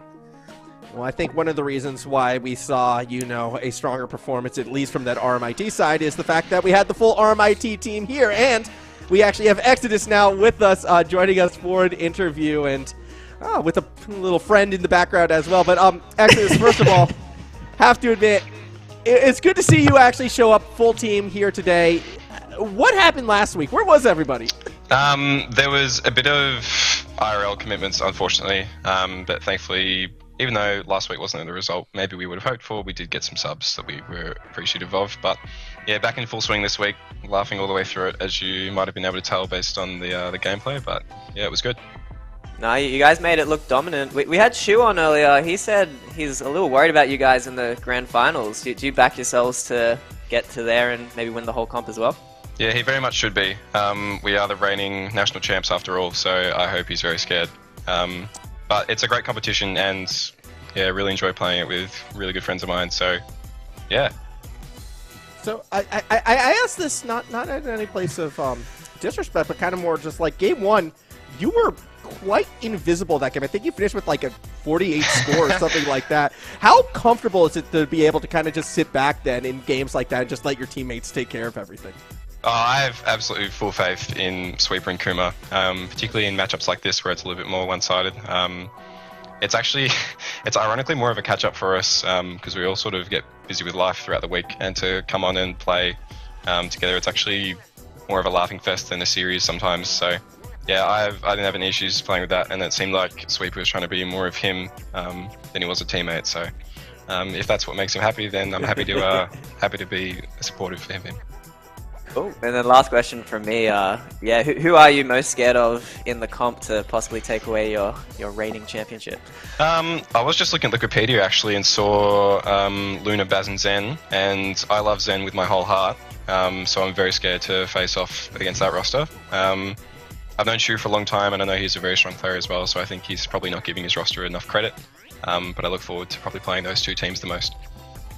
Awesome. Well, thank you very much, and we look forward to seeing you guys play again next week, assuming, you know, commitments don't get in the way. Yeah, we will be there. We will be there. Fantastic stuff. Thank you one last time, Exodus and RMIT. I mean, yeah, when that team has all three people playing for it, defending champs for a reason, like, they are a very scary squad, but you got Macquarie, that other team that, you know, the Exodus was talking about. We're about to see them play right now. This Macquarie lineup, probably my pick for the strongest lineup, and like, how can it not be? The experience, the talent on this team, as long as they can stay focused and play to win, Jake, they should be nigh unstoppable. Yeah, no, you gotta stay focused for sure. And I think yeah, no, this is a scary team on paper. And UON, they had a great win last week, but this is gonna be a whole nother level if they can take out Macquarie. Yeah, I mean, it would be. Abtix, though, is super strong player. Storm, going to give them their credit they're due. Don't forget Storm. Don't forget Storm. Can never forget about Storm on the squad. Always going to be competitive. And you know what? I'm kind of backing them right now. Maybe it's a little personal, but not only has my Dumbluck jersey still not arrived, Lunar's not even on Dumbluck anymore. Dude, what's happening with the jersey, man? That's been ages. I don't know. I'm going to actually chase that up, I think, with some people because I never came, so... we'll have a look into that. But yeah, Lunar no longer on Dumbluck. Dumbluck's roster is kind of been changed up. I don't even know if Dumbluck has a team at the moment, but yeah, it's a bit of a shocker and a little bit of a sad time. Who's Luna on now? I'm not up to date with the OC. It's the same lineup. I don't know if the org has announced yet who they're going to. So I'm not gonna be the leak. Oh, they have they? I think they might have. I'm looking up myself. I'm not gonna get baited into releasing anything, but I'm just taking a little look at the. Hey, I don't. Wait. Oh, I'm on the wrong page. I don't know. Save me, Jake. Save me. Dude, I don't know either. I think we just save ourselves and just pretend we weren't talking about this to begin with. I know. Wait, why are they saying they're from APAC? Why are they saying they're from APAC now? Yeah, look. Okay, they have announced it. Okay, yeah, it is 95X. I found the tweet. They did it a couple days ago. All right, now we're good. Yeah, 95X picking them up, which is interesting to me because I've always known 95X as an amateur League of Legends org. So, did they win anything? They were always a team that, like, again, in amateur events would usually make it close to the finals, but never win it out because it was all dominated by, essentially, like, back when 95X was big in it, it was Ziz? We're going to go with Ziz. It was a team with two names, one that was Steam appropriate and one that was not Stream appropriate. So we're just going to say they were Team Ziz, and they kind of just dominated the amateur league scene for like 3 years. Yeah. Cool. Well, hopefully they do well this RLCS split. It'll be exciting to watch them. Yeah, I mean, well, you know how that lineup is, very hot and cold, right? So we'll see how it performs. Either way, though, we got to focus on right now because, I mean, Zen's always on, Direwolves. Baz, one of Tony's homies right now, and, well, none of them can play defense as Bud is going to get the first goal. Yeah, did Luna win a championship? Was he a sub for a team? Well, what's going on here? Yeah, wasn't he sub for Renegades for like? No, he was sub for I think he was sub for Power one split randomly. Yeah. I was a bit surprised. I was like, I don't think Luna's team has won. That'd be one for the history books. But yeah, this didn't start how we'd expect. UON on the board already. I'm double checking which team he was the sub for, but he was a sub for a team that won one split. I'm just trying to find where it was. Okay, it's not on the Wikipedia page. Yeah, I remember he was just really randomly a sub there. Then the team. If Basinc's listening, he could probably fill us in on that. Well, he's proud of the title, I guess. Put in work as the sub. I mean, how could you not be? It was definitely either Power, Renegades, or Pioneers. It was one of those for me. It was not Ground Zero. I could say that. I could pretty safely say that. Why? What's wrong with Ground Zero? Ooh, he just weren't winning any championships when he was subbing. Baz, though, is going to get the next goal. Yeah, Baz is very clinical here. Zen finds him nicely and very calmly just flicking it into the top corner. I actually want to say it was the Pioneers, now that I think about it. I don't know. All right, we're going to move on from that. My brain's not working right now. we're lagging a little bit. Tie ball game, one apiece. Luna's even got the 95X tag in his name as well, so he's repping the new org. I mean, you got it. Fun fact, I did social media for 95X for like a couple months at one stage. Did you get fired? Kinda. What happened? Nothing happened. That's just it. Blame the social media boy. Like, well, no, it was just like the org like changed owners and the Discord died, and I thought the org was dead, and then it just popped up again like a year later. Wow. Yeah. Interesting. Dude, you gotta slide back in those DMs, man. Nah, I'm good. I'm good. I'm not good at social media anyways. I think people know that when they look me up. As it stands, Baz open net. That's going to be a 2-1 game. I think this was a team bump, actually. A little bit sad, but again, the nice passing plays coming out of Macquarie. I mean, coming out of Storm, but still, nice job from Baz. Really clinical there. Yeah, Abtix kind of just got in the way of Storm there. It looks like the two of them coming together opens up the doorway. Baz will get that goal, so 2-1 lead for UON right now. And we're Luna. seeing Lunar! Oh, can't quite get it. Oh, that was almost insane. That would have been really nice, but not meant to be, but I'm expecting to see him go for more of those.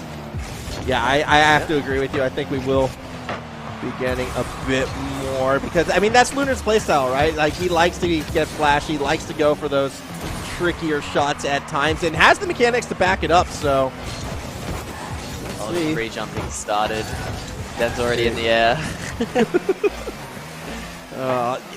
That's just it. Like, talking all of this about Lunar right now, I mean, Zen is probably the most veteran player in this entire league. Yeah, Zen's been around for ages. Yeah. He doesn't show it, though. Very immature on the field. Immature on the field, but fantastic whenever you get like on cameras or in LAN environments. Always one of the loudest players. Some of the best, you know, banter, we'd like to say, as the defense will hold for you when no one from Macquarie able to punch it through.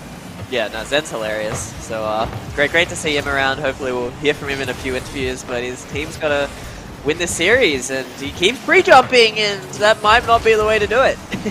And here's the thing about Zen as well, as we're going to see Abtix trying to take that shot but not put it in.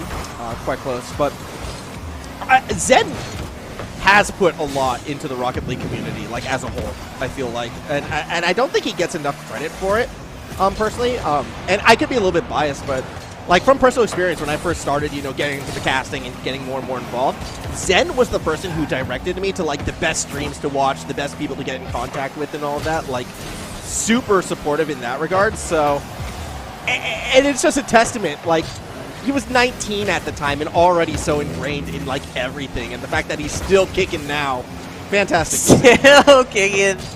He doesn't have the walking stick just yet, but, yeah, no, Zen's definitely a great guy. He's a good guy to have in the team. You can never forget a player like Zen, unlike Storm, who, you know, sticking around. Hey, by the way, shot from Storm on the line. Oh, we'll get a second touch at it, and Storm ties us up at 2 apiece. And he feeds off you flaming him, man. Just keep going, and he'll prove you wrong every time. Yeah, you know, all I'm saying is I'm aware of that. I'm aware of the power of the caster curse. You just got to use it sparingly. Use it for, you know, to keep series interesting. No, you kept game one interesting, but even almost getting a goal there. Oh, not no. Quite, and it goes back the other way. That's disappointing. Oh, I mean, they just baited. You can see on the replay how many members of UON were just crashing forward as soon as you have, like, that own team backward touch and ready for it. Macquarie, they're going to take that 3-2 lead, and Macquarie's not messing around as much as we saw last week from these guys. They definitely are taking UON, I feel like, a lot more serious at this stage. Yeah, well, I think they might have to, and maybe they are a bit concerned because they were certainly close to losing last week, that's for sure. That they weren't maybe spoke too soon on that one, Jake. Yeah, I'm not sure what was going through Baz's head there. All Lunas! But they get away with it, and yeah, game one to Macquarie. You know what? Say what you want about, like, some of these teams. Macquarie keeps it interesting. They might be the strongest lineup on paper, and that's a big might be. But they definitely keep the games the most exciting out of, you know, our favorites. That is true. That's what we want to see. But UON, they're not going down without a fight here. That was a good opener for them. But yeah, just the skill from Macquarie, you can just see it shining through. Yeah, I mean, Macquarie is a stacked lineup, but UON, again, top 4 team last season. Like, this squad, they are super strong as well. They can be incredibly competitive, and like, I don't know, I feel like they have that chip on their shoulder that you kind of want from like a team kind of projected in the middle of the ladder to like really go up against the bigger names. And we kind of saw them playing with that chip almost, I feel like, that last game. Like, they were taking their chances. They were pressing forward. They were playing an aggressive game. But now, Zen, straight off the roof. They've been practicing this kickoff, but they don't put it together. That was beautiful, but not quite. It's kind of calculated. It's still very dangerous, though. Abtix has been the only one in defense for a hot minute. Well, Bud was there, just missing the ball. Gotta count Bud still.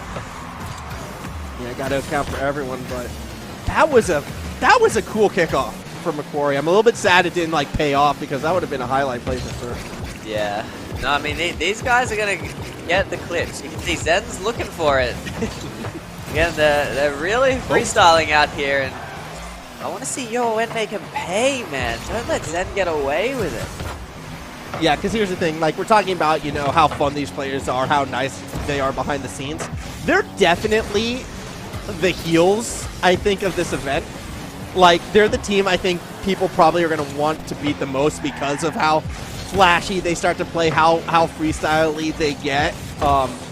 If I were to drop a wrestling analogy, they would be like the Shawn Michaels of this league right now. Fantastic at what they do, but the showboating can sometimes cost them, and you want to see it cost them. So it's fun. It's fun to root against them. It's fun to root for them, and it's fun when they get goals, but they won't get it here. Oh, Baz getting in the way of Zen. That is not what you want to see. But I mean, the pressure continues. Zen is again free jumping. They're going for everything. Yeah, they're just throwing everything at the wall and hoping something sticks right now. And we're still waiting to see if UON can find that counter attack. They are going to be on the attacking half for this next phase. Baz looking for Bud or Abtix on the other side to make a play. Luna, though, will be the one who clears it across the middle. Triple commit, and they don't find the goal. Yeah, Luna almost does, though. It was a pretty awesome flick, but crossbarring out. I'm surprised they did not get punished for that play, though, because that was a triple commit through the corner, Jake. Oh, I look how even it's still punishing them, honestly. UON, though, struggling to convert. Yeah, that one kind of misplay in the corner takes him a while to get the rotations back in form, but it does look like Macquarie has recovered. UON missed opportunity, maybe could find a new one here. Storm and Abtix versus Lunar and Baz. Lunar will be the one who gets the clear. Yeah, Luna, again, looking very dangerous, but still UON shutting everything out. It's still 0-0 at the moment, and they've had some chances too.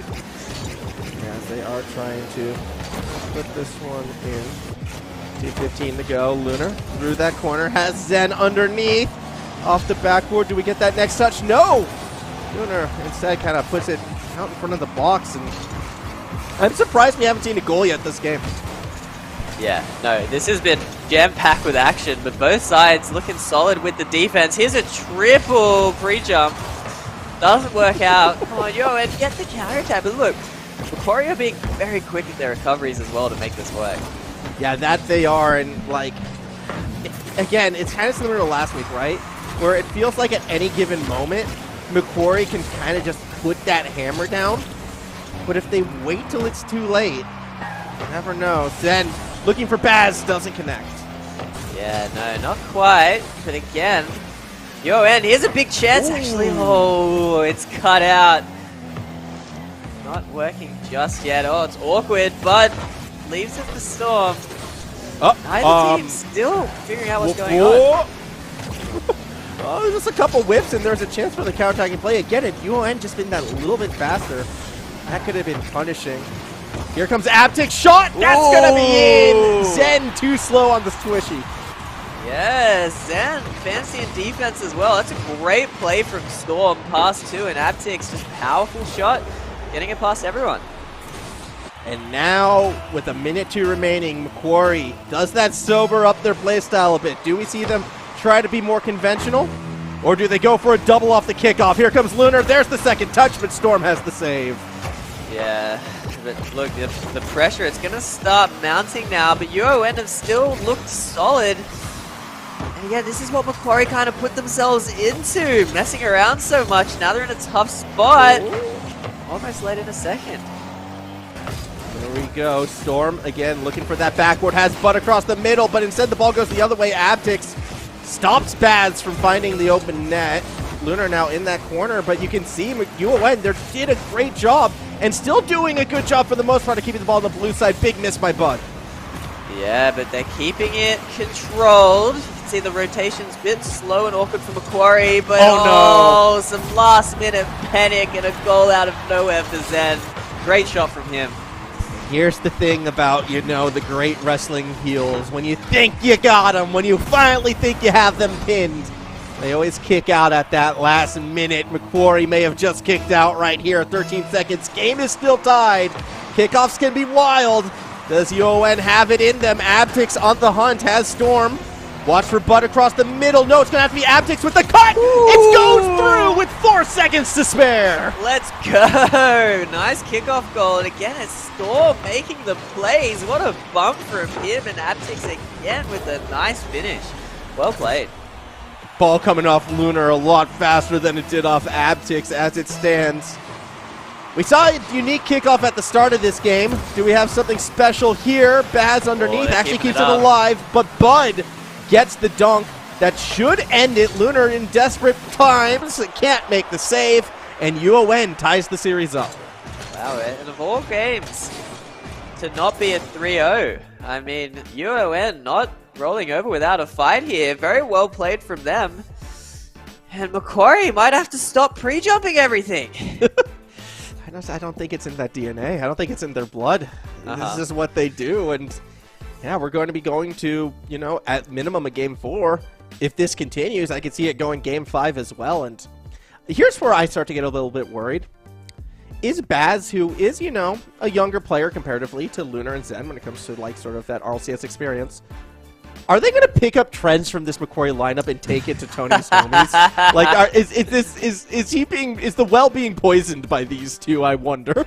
No, I honestly, it's probably for the better. There's honestly benefit in learning how to freestyle and like mess around, play hyper aggressive, because when you do get those chances where you need to step forward, you have it in you, right? So I think it'll be a good experience getting these mixed opinions. But yeah, Zen is certainly a bad influence on these players. I mean, it's so funny too, because like Zen is one of those players where it feels like, especially in the past couple years, everyone who teams with Zen just goes on to like pretty big and great things, right? Like Zen has been sort of a star maker with some players. Like I can think of like Fiber being the big one right now, teamed with Zen for a very long time on those Dire Wolves. And, you know, Zen's playstyle on the Dire Wolves is so different from how he plays in this University League. I know, Zen was third man. He was looking like such a mature player in the scene, you know, slowing down. Now he's back to being 15 again, back on pulse, just freestyling everything. He just launched himself to the ceiling just to go for a ground pinch off the roof right there. Oh, like, Storm! Oh, that would have been a sick goal! Abtix almost follows it up as well. UON, again, still looking dangerous. Yeah.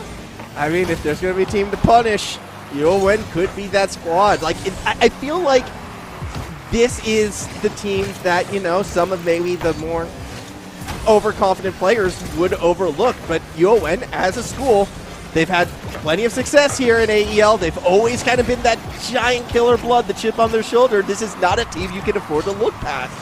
Yeah, no, they're playing very solid, but you can see, I think Macquarie is starting to tighten things up a bit. Zen, great play from him, although gets a bit caught between a double touch and a shot, ends up crossfiring it. Yeah, and that's going to be a bit unfortunate now. Lunar will look for Zen. No, actually teams it themselves. Goes for the pinch underneath. Abtix barely gets there in time. Oh, no, overcommitted. Go, Abtix, go. Man, Baz is so quick at these recoveries. He's playing really well to tie everything together. Yeah, they are certainly doing that. And now Bud's got a chance, actually. Off the backboard. Zen's still there. Dribbling across that middle of the field. Has Storm, but Zen goes over the top instead. Lunar swinging to miss. And that allows Storm to, well, not really get any distance on it. That means a second chance for Lunar. Good save by Bud. Yeah, close. But still, game's 0-0, and this does favor UON, I feel like adding that variance, getting in a similar position like last game where you get that goal near the end. Macquarie don't have time to respond. It's looking tough for Macquarie. It is looking tough, but though, nearly puts that one through. And now here comes Aptix and Oh, Storm! double commit. Almost got the pinch. Instead, the diving save is made. UON so close to getting that lead, and now Zen tries to punish, sets up Lunar, who goes for a double, puts it up high, and Storm will clear it out. Oh, they're missing everything. They're playing really well right now, getting so many chances, but they can't seem to find the net. Oh, they're just not able to get that killing blow on either side. And no, that was the longest tonight we've seen the ball go untouched. Yeah, no, this has been a jam-packed game. Both teams are upping Oh, the no. pace. No one home though, but Storm just in time gets the save. And then the big clear as well from Storm. Lunar has to go for a double touch off their own backboard to create space, but with all three members of Macquarie diving onto that backboard, there's going to be a chance here. Bud tries to set up Storm, but underneath. Dang. Oh, that is always back, man. Very cautious. So close to putting that one through. Couldn't quite get it. 100 seconds remaining in this game 3, and I could watch these two teams go for that game 5. This has definitely been a much closer series than I think a lot of, people familiar with Macquarie's lineup would necessarily expect. But that's just that UON way. Lunar now gonna get that flick. Gonna try to create that pressure. Here comes Baz, but Aptix again is in the way. Yeah, now possible counterattack is on. Everyone's a little bit awkward. Let's see if Aptix can find it middle. Yeah, look, it must be so frustrating to see Macquarie just throwing themselves but getting back so quickly as well. Yeah, I mean, Macquarie has that speed, and I think that's something that's going to be consistent throughout the entirety of this event. Again, it's an on-paper thing, but Macquarie should be the fastest team that we have here. So trying to beat them out in that regards is always going to be a challenge, but depending on how they're playing on the day, it's certainly doable. Yeah, look, Bud getting a big clear though. Puts Zen in a bad spot! Big mistake, not much time left. Yo, and are up by 1. Oh, Zen, I just gets completely cleaned up right there by, I believe that was Baz. And, I mean, yeah, in a tie game 0-0, that's all it takes. UON, they're 45 seconds away from going to match point. Yeah, and now let's see if they can hold it. The nerves got the better of them last time. They did let that late equalizer in. They still won the game though. But I want to see them keep the pressure. Look at Bud. This is confidence. He gets the demo. Storm can't get it middle though. What a big chance. That could have been putting this away, but instead it's going to be Lunar driving shot, posted in. And that is that Macquarie hammer just being put down when the time calls for it. Wow, so clutch from Lunar. And look at everyone just stunned on UON. Not able to deal with that.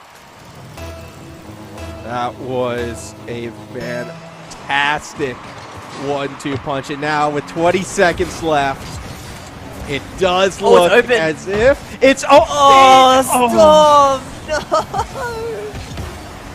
We have to have one open net miss. It just comes at a devastating time. And Zen with the punish. UON, I'm telling you, it's hard to close out these games against the favorites. The nerves just got the better of them. They let in that goal. They missed the open net. Oh, this is also tragic. It is, but again, it still's a tied series, right? So, they're going to have chances to bounce back, but I don't think they'll come back in this one unless Storm could get there. Just underneath. Macquarie takes game 3 and advance to match point. Oh, tragic, man. Oh, UON just need to keep their nerve when they get that lead. Just so well played. They're really matching Macquarie right till the end, but they can't keep it together. No, they just couldn't keep it together. I mean, when the pressure was on, that shot from Lunar is exactly why teams should be afraid of Macquarie. That one across that middle of the pitch, that absolute strike, because they have that ability to just pull those shots when they have to, and that's something you always need to be prepared for. But I'm loving UON's tempo. I'm loving UON's pace, and even though, yeah, it's match point against them, I don't want to write this team off just yet. They have definitely been taking the fight to Macquarie. They've been punishing the few times Macquarie has made their own mistakes. And if their accuracy just been a little bit better, this could have been a completely different game. UON are playing awesome, to be fair. I mean, Macquarie are trolling a little bit, don't get me wrong, but I mean, they're still getting plenty of chances. UON are defending at every point. They're playing great. They're finding these counterattack goals as well. They just need to close out these games. Yeah, I think calling them the Shawn Michaels of this league is the more I think about it, the more apt that kind of fits for Macquarie right now. I need to think of a more like modern wrestler, but I'll get back to you on that one. As it stands right now, we're going into our next game right now. Game number 4. First game 4 of the evening. UON takes this. We go to game 5. If Macquarie take this, they maintain their undefeated record, keeping pace with UOW. So, a lot on the lines for these next 5 minutes. Yeah, we'll have to see. They're already pre-jumping again. I'll tell you what, the pre-jumps, they are dangerous, and it just goes to show that UON are defending it well, but maybe the floodgates are starting to open. I mean, we'll see it off this kickoff. Zen, pops it up, and I kind of wish Zen left that for Lunar. Did you see how deep Lunar was still going for that touch off the backboard there? No, I didn't. That would have been sick. That would have been so sick, but I guess it is, every game's kind of been decided by one goal. Serious business time, maybe. We'll see. It is UON, though, looking for the equalizer. Yeah, but it's disappointing for them. The last 2 games, they've kept it close because it's been 0-0 the whole time, but I have a bad feeling this one's just going to start running away from them with Macquarie getting that early goal. You want to know something I find a little bit interesting right now? Shout out to the Twitch chat, by the way. But, we have, all these players been in the scene for a long time, RLCS successes and all that. The player with the most fanfare?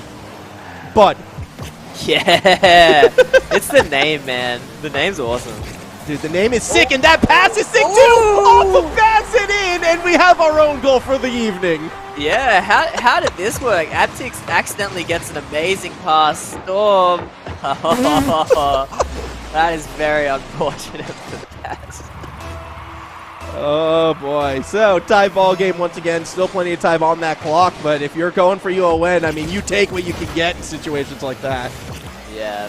No, that was... Oh, here's a chance from Luna. Oh, great first touch. Oh, he just can't get around it. But, look at the mechanics on him. Yeah, just not quite able to piece that together just yet. Now, Aptix will get that chance across that middle of the field. Does get the second touch as well. Has Bud across the middle. Baz, though, underneath, slows it down, intercepts it away, has Zen. Do they go for a pinch? Do they go for a dribble? No, they go underneath for the shot. Lunar actually puts it forward, and why not? A 3-man pass because everyone wants the goal. Yeah, look how confusing this would be to defend. Poor Bud, just no idea what to do, and Zen there to steal the goal at the last minute.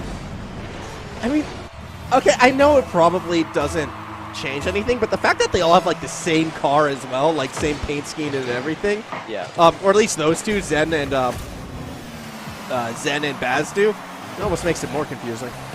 Yeah, no, again, it's been very impressive what UON have been able to do, keeping out this defense and then posing problems as well on the other side. It still is only a 1-goal game. Oh, not quite the waterfall Storm was looking for. That could have been the equalizer. Could have been, but not quite. But still, there's plenty of time left. A little bit dust in front of the net, but they keep it out. Storm put a better waterfall in front of his own net than the opponent's net right there. that was spooky. Yeah. But save was made, so no harm, no foul for UON. However, Macquarie, now with that lead, do we start? Yeah, we do start seeing the free jumps, and then we see the punish. Storm ties us up. You love a good punish from the pre-jumps. Double commits. I'm not even sure that was a pre-jump. I think Baz not Lunar. Absolutely slaughtered to the ball. Yeah, it wasn't Lunar. It was Baz. I thought he would pre-jump because he came from behind and was just flying at it. It was a weird. It was a weird play from Macquarie. No matter how you look at it. No, they keep UON in it, and again, UON still getting those clinical finishes to keep themselves in this series. Yeah, that they are, and keeping it close halfway through game number 4. Macquarie's going to need one more, and they may have just found it here. Second touch from Zen. Save! On the line, Aztecs! Big time play. I'd given up, man. I didn't think that was possible, but wow, what a save from him. Big bump from Zen, though, and another Okay, chance do for it Lunar, again. who slows it down, and Abtix is there for the save once more. Yeah, Basincc always clutching net here, keeping it together, and we've seen UON. They've been getting the better in these low time situations with it all tied up. Okay, I think Stream's a little bit on the delay where I was looking at, because that amazing save by Abtix, I was like, I gotta see how the chat reacted, and it's just bud. I'm just like, That's not who made the save there, but that's okay. Yeah, now Abtix is coming up.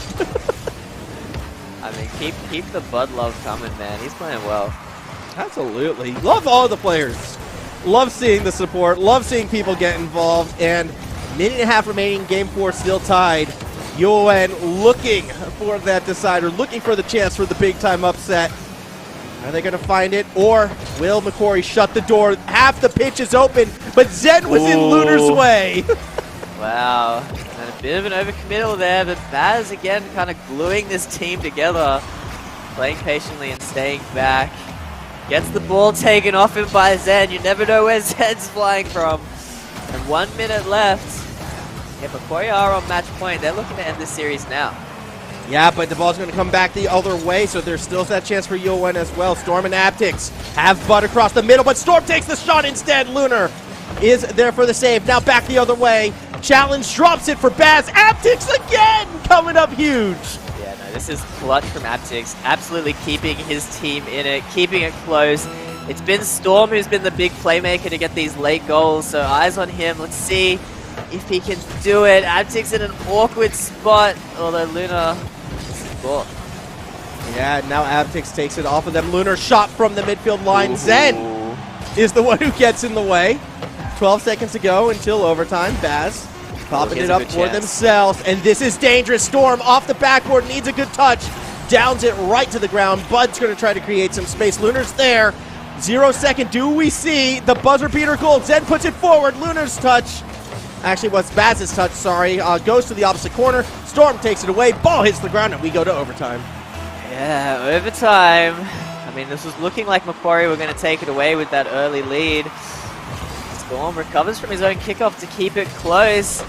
Zen's pushing forward. Are we going to get a kickoff goal? It's Abtix again! What a save! Abtix, the new player on this lineup, and we are feeling their effects so much in this series. These saves have been phenomenal again and again and again. How long can this continue, though? Because McQuarrie is putting so much pressure right now. Well, McQuarrie all get confused. They're all backwards on the back foot, although recover themselves nicely. It's a good pass. Luna looking for that finish, but it's cleared away. Yeah, the pinch touch. Kind of push it to the corner. Lunar underneath could be the threatening player. Zen's looking for the bump, but Storm seals it off of them. Oh, now good Lunar first touch. from behind the midfield line over Bud, but will lose control of it. Easily collected by Abtix. Zen across the Lunar. Too much power. Too much of a free jump from Luna. Again, they're still free jumping. They don't care it's game 4. They're sticking to their style until possibly the end. And here's a good chance for UON. Oh, three back from McQuarrie though. No problem there. Yeah, that was always going to be a tough touch from Bud. Now Zen fakes the first touch. Somehow finds that second one underneath. That was very tricky. Storm kind of coming through with the demo on the back line. Almost opened up the middle of the field, but instead Lunar's going to come from their own half. Down to Zen and in. McQuarrie puts it away in overtime. Yeah, beautiful play here. Luna just air dribbling it, finding Zen, who has pre-jumped. I think one of the first goals where that actually worked. But yeah, well played from McQuarrie, and again, the skill outmuscles them in the end, but what a showing from UON to keep themselves in that series. That was a fun series, and if you were UON, I mean, you should be quite happy with how you played and how well you kept up with this McQuarrie side. Abtix in particular, those defensive stands were absolutely phenomenal. Yeah, no, Abtix played out of his mind. Bud played well against Storm, had some great plays in offense. They have a lot to be proud of, but again, McQuarrie, just the names on that roster are a bit too much for them. Yeah, the names, the talent, the pre-jumps. Just too many pre-jumps. Couldn't hold them all, but again, this is why this UON team, they play with that chip on their shoulder. They take the fight to everyone, so excited to see where they kind of go from here. I know next week UON, they're going to be up against another tough team in RMIT, And that's, again, probably going to be kind of like my match of the week. U1 always has my match of the week. I don't know why. Like, they always just seem to have the most competitive match. Either way, we're going to be going to a break. When we come back, it is going to be our final game of the evening. UWA taking on UTS when we return.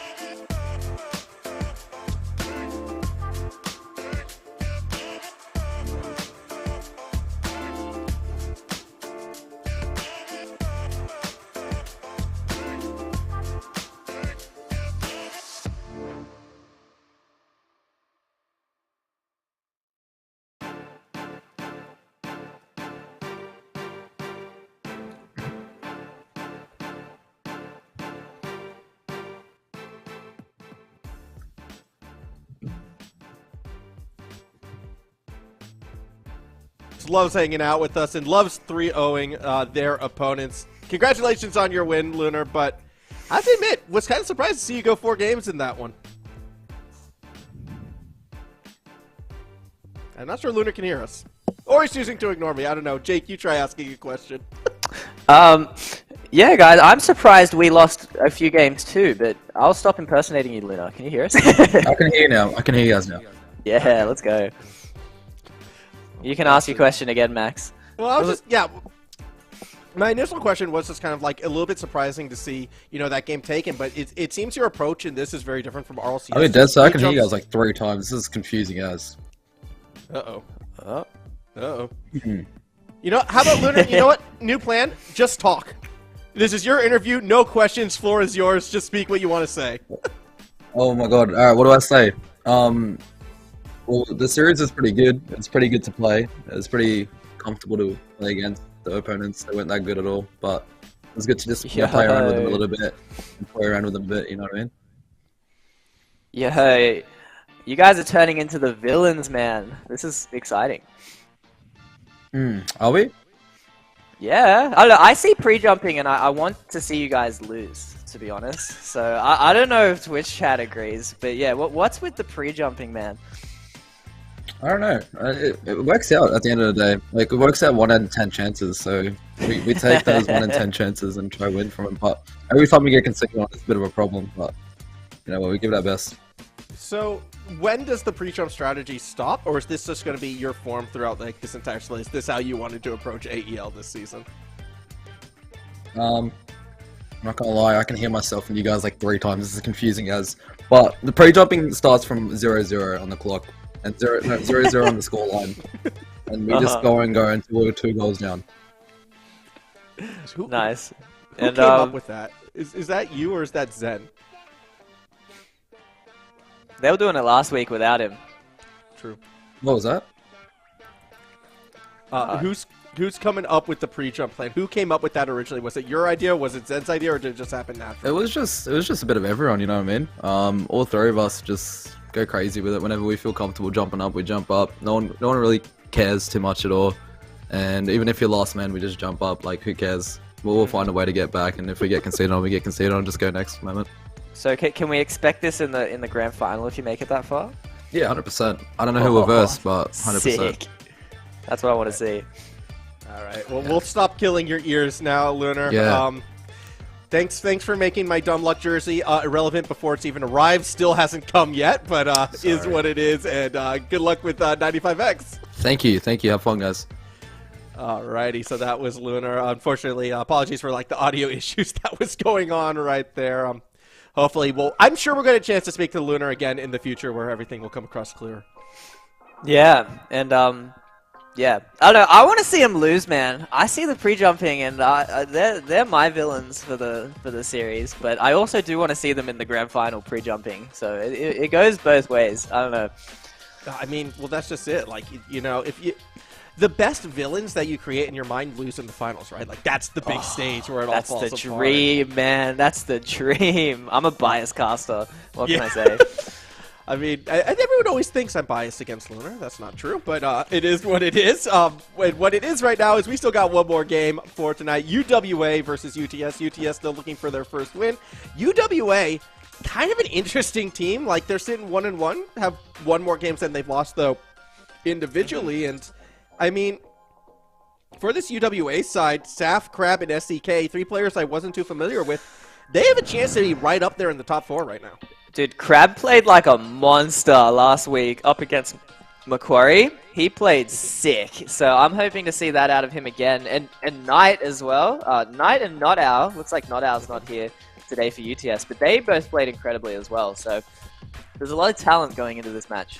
Yeah, and it's so surprising for me to actually kind of still see UTS kind of sitting at that 0-2 record. Granted, they've had 2 very tough matches, but Knight can be that guy to look out for. Crab, obviously a newer name, at least in our eyes, who has been super impressive, not just, you know, last week, but even the week, Jake, week 1, when I was with Matsy instead. Crab also was a standout performer. So this is going to be a fun match. 2 teams that have potential to kind of make these deeper runs. If they want to get to that top 4, this is a game that you have to win. So for both of these squads, they might not be favorites overall, but this is still a must win.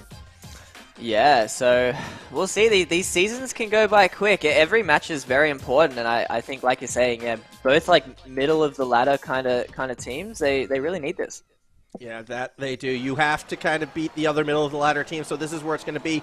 Magnet, Knight, and Stacks on the UTS side. SCK, Crab, and Saf on the side of UWA. UWA in blue, UTS in red, and we are kicking off.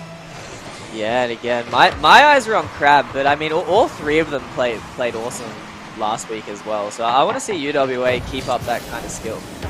And I forgot to ask, and that's on me, but is it SCK or does he want to be called Sick? Like which is it? Because I can see it going both ways on that one. Dude, players don't get to decide how their name's pronounced. It's the casters. you decide what you like more, and that's his new name. I wish that was the universal rule. That's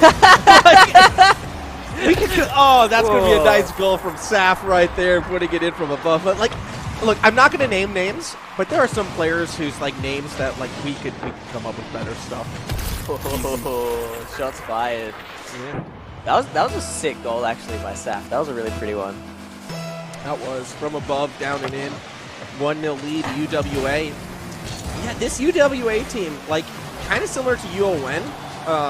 UON I'm a bit more familiar with, granted, coming into the season, but it feels like UWA is another one of these squads. 3 relatively unknown players compared to some of the like higher-end talent that we have on paper, but they've been putting up wins, they've been putting up great performances, and like this could be that moment where, you know, these players put their names on the map. Yeah, these guys also have the ping disadvantage as well. I mean, Australia's a big country, man, and playing with the 60 ping from the other side of the coast is definitely a bit of a debuff for them. Who are some of the best players from Western Australia that we've seen? Dumbo was like the OG, and I don't think we've had many, to be honest. I'm trying to think who else is like from Western Australia, and I'm struggling. I don't Oh, that's unfortunate. SCK just clearing Crab out of the way. Here comes Saf. the counter-attack, but Saf makes the save. Wait, here's a counterattack. Oh, SDK almost gets in the way, but Knight really well saved there. He was looking very awkward on that counterattack. That he was. Across the middle of the field we go, but yeah, like, I'm really, because I always, whenever I think, you know, Western Australia, my first thought is always ground zero, because that's kind of where the org is from, but that doesn't mean that's where the players are from, right? So. Yeah, no, I've got a bunch of, like, OG names for you. Like, there's Outlast, Licorice. Oh! Like, there's some OGs from WA, but I don't think newer players, yeah. Outlast is, I mean, Outlast is still somewhat relevant. Like, he played very late for an OG player, so. Crab, semi-open net. Gets across the middle of the field, but can't hit the far, but yeah, I guess what I'm getting at, Crab could be the next big, you know, Western Australia name, or even SCK or SAP right now in this game. The one goal coming from SAP. Like, that's what I mean. Western Australia needs more representation. They do. I want to see him in RLCS, man. These guys play well, and I mean, they're up at the moment, and it's looking strong. The pressure's still on. Oh. But the defense is also good from UTS. I've been loving this Elite League for that reason, because it feels like, you know, we're witnessing teams that at minimum should be at the end of some of those open qualifiers, right? Like, these are teams that are playing, like, on the precipice of getting to those top 16s, getting to those main events, and, you know, with practice, like, in an environment where you're playing with the same team, being forced to for a couple months straight, hey, guess what? You're playing just as long as some of those other RLCS teams, and you might be able to beat them.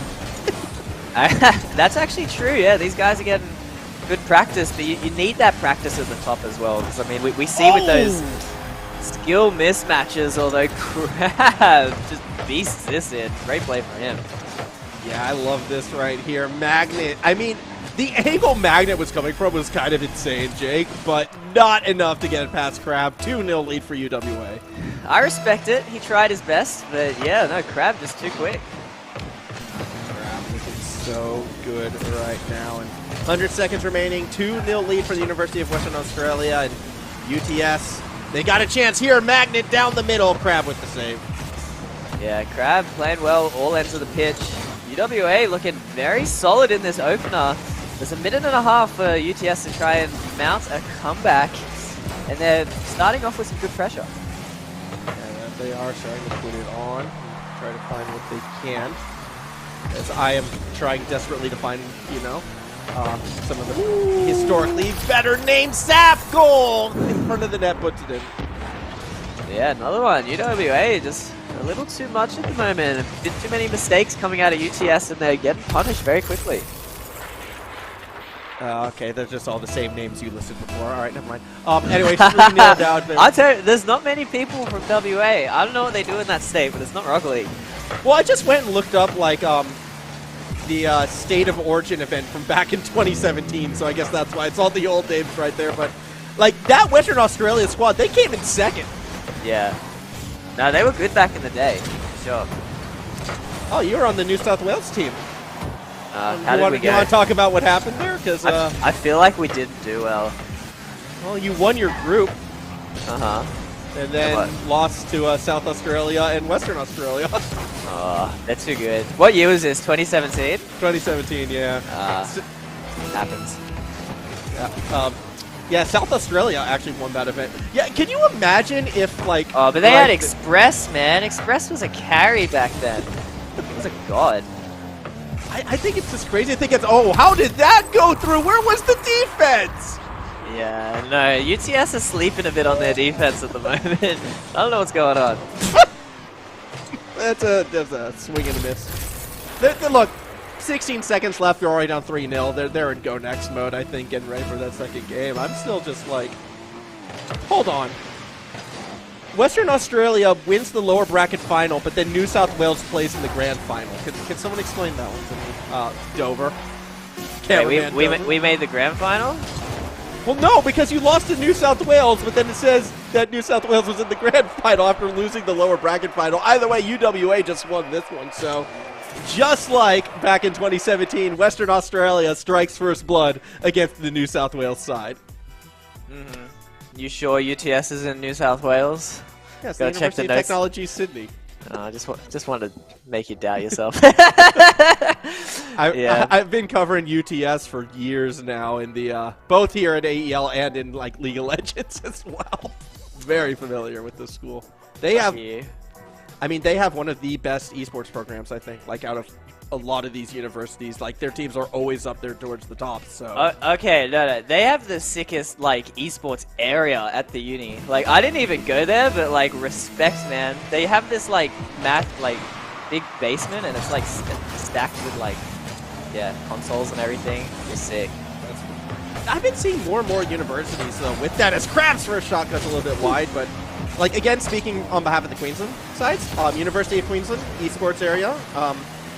QUT esports area as well, like where the teams are able to practice and play and all that. So it is cool to see more and more universities adapting it, but UTS definitely always up there. I can't speak on behalf of UWA because I haven't been, unfortunately, but I'd imagine they've got something for their players as well. Yeah, we didn't have one at UNSW, and maybe that's why they're not in the top division. Not to throw shade. Maybe. You never know. Here we go, though. Crab, open net, but takes it to the corner instead. Demo in front of the net, but no one there for the shot. And I can't help but feel like that was a missed opportunity. Saf, though, will set up Crab for the recovery.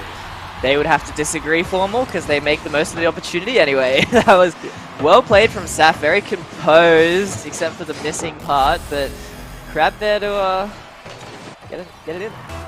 I'm looking at these teams from the state of origin, and I'm actually shocked that Queensland didn't win. Oh, they had Torsos, Ripe, and Billy. Requiem, yeah. right? Yep. That's a strong squad. Also, tie ball game, Knight off the kickoff, just puts it straight in after an awkward touch from Saf. Dude, they were so tilted after losing. Oh my god, I remember that. That was epic. That is a tough one. That would have been a tough pill to swallow.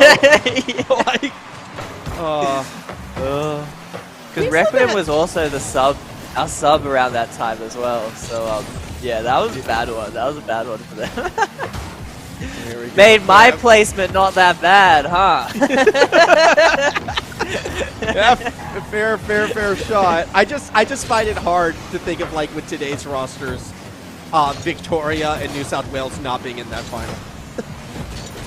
Yeah, no, there's a lot of talent density in those two states. Did Queensland not have good people anymore? 'Cause, yeah, Queensland always had really strong players. I mean, we still have Torso. Yeah. Anyone else? Torsos? Torsos doesn't count. He's from 2015. Caleb, I think? Honestly, yeah, Queensland, you guys have lost your touch, man. Yeah. Come on. We'll get back. Yeah, once I start practicing again, I'll look out. Here we go. Saf, open net, puts it through. 2-1 lead in favor of UWA. UWA looking clinical, man. The mistakes keep coming from UTS, and UWA aren't letting them get away with it. Yeah, no, they're putting on a good flurry of goals, so making a 2-1 lead. I mean, UTS, they had that kickoff goal last time. They're going to be looking for it once again. Knight in that cheat spot, but instead it winds up over to Stacks, who didn't get the touch they were looking for. I mean, it's just been tough for these goals to come through, and yeah. Oh, no! Gotta go back the other way. Oh, no! That is so sad. It was such a nice passing play before that, and then, yeah, Knight just doing his best, but that's a rough one. You know what's kind of crazy for me right now? Week 1, watching UWA, it felt like the Crab Show. Week 2, SCK was the standout player for me, and now it's Saf, who's just always finding themselves in the right place at the right time. UWA is really proving to be kind of like a triple threat of a team. Yeah. Okay, good recovery from Knight. Knight's still playing well, by the way. Like, credit to Knight, trying to do what they can, but it's been tough, and now here comes Saf again! Tries to spike it, Magnet with the save. Knight hasn't found as many chances as he did last week, though. Last week he was a mechanical god, some of the goals he was scoring, but he just doesn't seem to be finding enough of the ball with the boost to make that work again. SCK bumps Stacks, bumps Saf, I should say, tries to bump Stacks. Couldn't get there. This is a tough game for illiterate centers people. Nicely. On there. Knight flicks it across. Illiterate was not what I meant to say there, but you know what? We'll roll with that. Saf now over the top. Will fight SCK. He's going to try to dribble it again, you'd think? Yep, there it is. Tries to go over Stacks, does so, only Knight to beat. Knight makes a touch, Magnet bails him out off the backboard, Knight pushes it to the corner. Yeah, it goes over. Still, this pressure is starting to become a bit relenting here. UTS unable to break it. SCK popping it up, Saf. Doesn't quite get there in time. Now Crab, a lot of field to work with, tries to flick for it. Knight once again there for the save. Oh, Magnet almost getting a good chance. Magnet's looking scary with these counterattacks. Yeah, temporarily lost Jake. Still with me? All right. I'm here, man. You hear me? Well, here we go. Hopefully we'll get Jake back soon. Not too sure what's going on there, but we can do some solo casting, I suppose, if I'm still the one being heard, as Sap will get that touch up towards the backboard. Magnet will collect. Stacks underneath will let Magnet cook. Crab gets in the way. SCK takes it off of them. Now Crab is forward looking for the bump. Actually, no, instead rotates back and bumps his teammate. What was that? Ball gets cleared back across that middle of the field. So, I'm going to... One second. There we go. And Jay, can you hear me now? Can I hear you now? Can you hear me? I can hear you now. So I think that was my Discord, actually. Yeah, mate. I was like, I thought you might not have been able to hear me because you kept this like staunching over the top of me, and I was like, Yeah. man, when is Max is becoming like a big Sigma male here, man? I can't deal with this. But No, guess we're yeah, back. that was Discord. My apologies. My apologies. It's all good, man. Good I solo feel casting. guilty. Do you want to just cast the last game solo? I could just let you take the whole last game solo if you want to make it up to you. No. It's all good. It's all good. Buy me pizza. Ooh. Pizza sounds good right now. UWA taking game number 2. We live off pizza as casters. Absolutely no time to cook dinner. That's true. So now that I can hear what you were actually trying to say, what were you trying to say? I do not remember, to be honest. But I mean, UWA are popping off. I was saying that look, Magnet's looking dangerous on these counterattacks. He is trying to get something to happen, kind of threaten something, but UWA are just running all over him. Yeah, I mean, UWA right now are looking like that stronger side. I mean, they are connecting. It feels like a lot more. And yeah, Saf, again, in particular, kind of, look, Saf was not as impressive to me as Crab and SCK, not because Saf was playing poorly the first 2 weeks, but like Crab and SCK were just really eye-grabbing. That's not been the case this series. This has kind of turned into the Saf show now. Yeah, Saf's scoring everything. Saf's playing really well, but now that they're a well-rounded team, and like you said, they're kind of triple threat, which is what you need to be a very consistent team, because you can't just rely on one player. Sometimes you're going to have a bad day, so when everyone can pop off, it leads to good things. Well, we'll see how it comes together in this last one. Shout out to Flex in the Twitch chat saying, Crab plays so robotic, but like in a good way. Jake, can you translate that for me? I mean, normally those are players that just like do the same thing all the time, right? Just rotate back first. Oh! PC ball, hit ball. But now, yeah, Crab's just, he's got good striking on him. He's got good simple mechanics as well, I think. There's nothing too flashy. He just bangs it. I got the definition. It was how efficiently he moves on the pitch as well, is I believe what they were going for. And I'd have to agree with that. Look at that pinch. It's just not quite in. Man, that would have been a nice goal from Crab, and that wouldn't have been robotic at all, but the robot meme remains. Yeah, if like the AI, like bots start pulling off shots like that, like we're done, right? Like we don't need actual players anymore. We can just watch AI battles. Weren't the AIs already doing quite well? They got up to like Grand Champ, right? I heard people were really struggling against them. When did that happen? What? Oh, you didn't hear? Yeah, no, it was a few months ago. It was actually like there were like a lot of bots in Rocket League.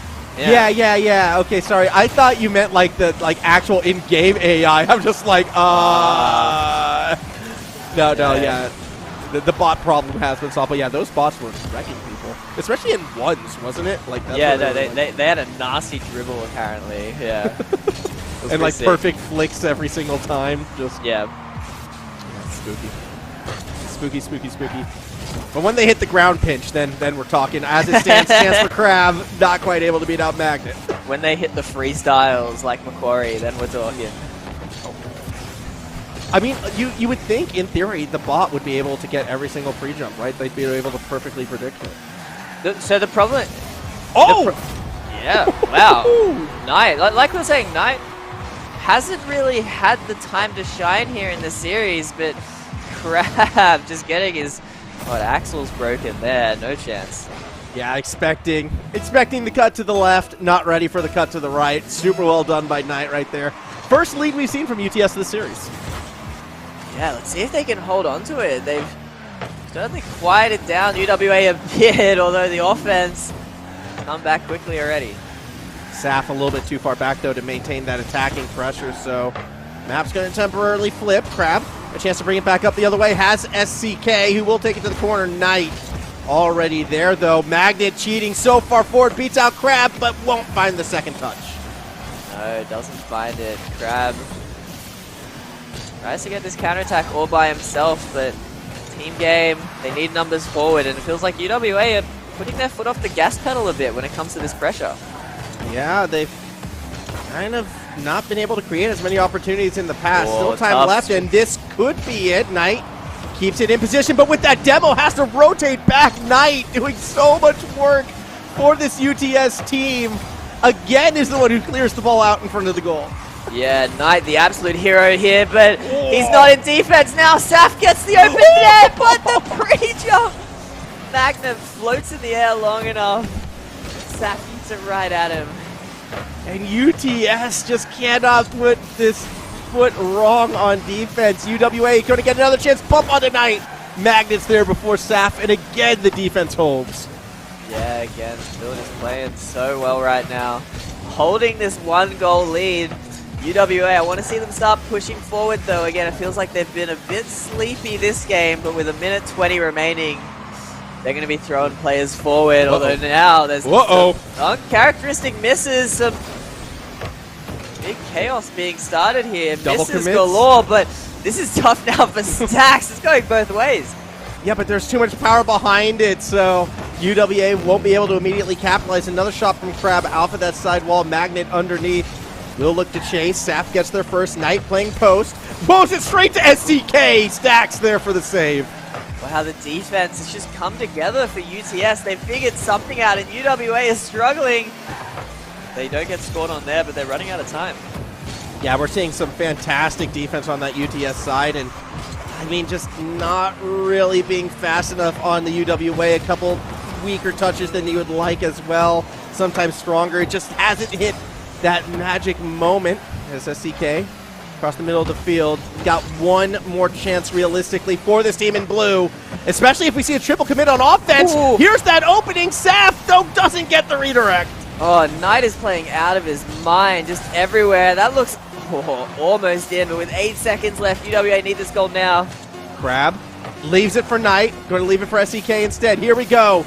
Do they have the buzzer beater? Saf's in the middle. Ball off the backboard. Magnet shuts it down, and we go to game 4. Wow, UTS just unlocked a new level with their defense, absolutely shutting out UWA. What a performance from them, but they got to keep it up for 2 more games now. I mean, that UTS defense, when they have that lead, we now know they can, park the bus, right? The thing is, can they get that first goal again? Like, 'cause that's been the struggle point for this team so far. Like, while defensively, they can look great when they don't have to attack, but it's when they've been attacked is when they've overextended, when they've kind of gotten beaten before. So we'll see what happens when the game is 0-0 again. First goal seems very important, though, for the red side.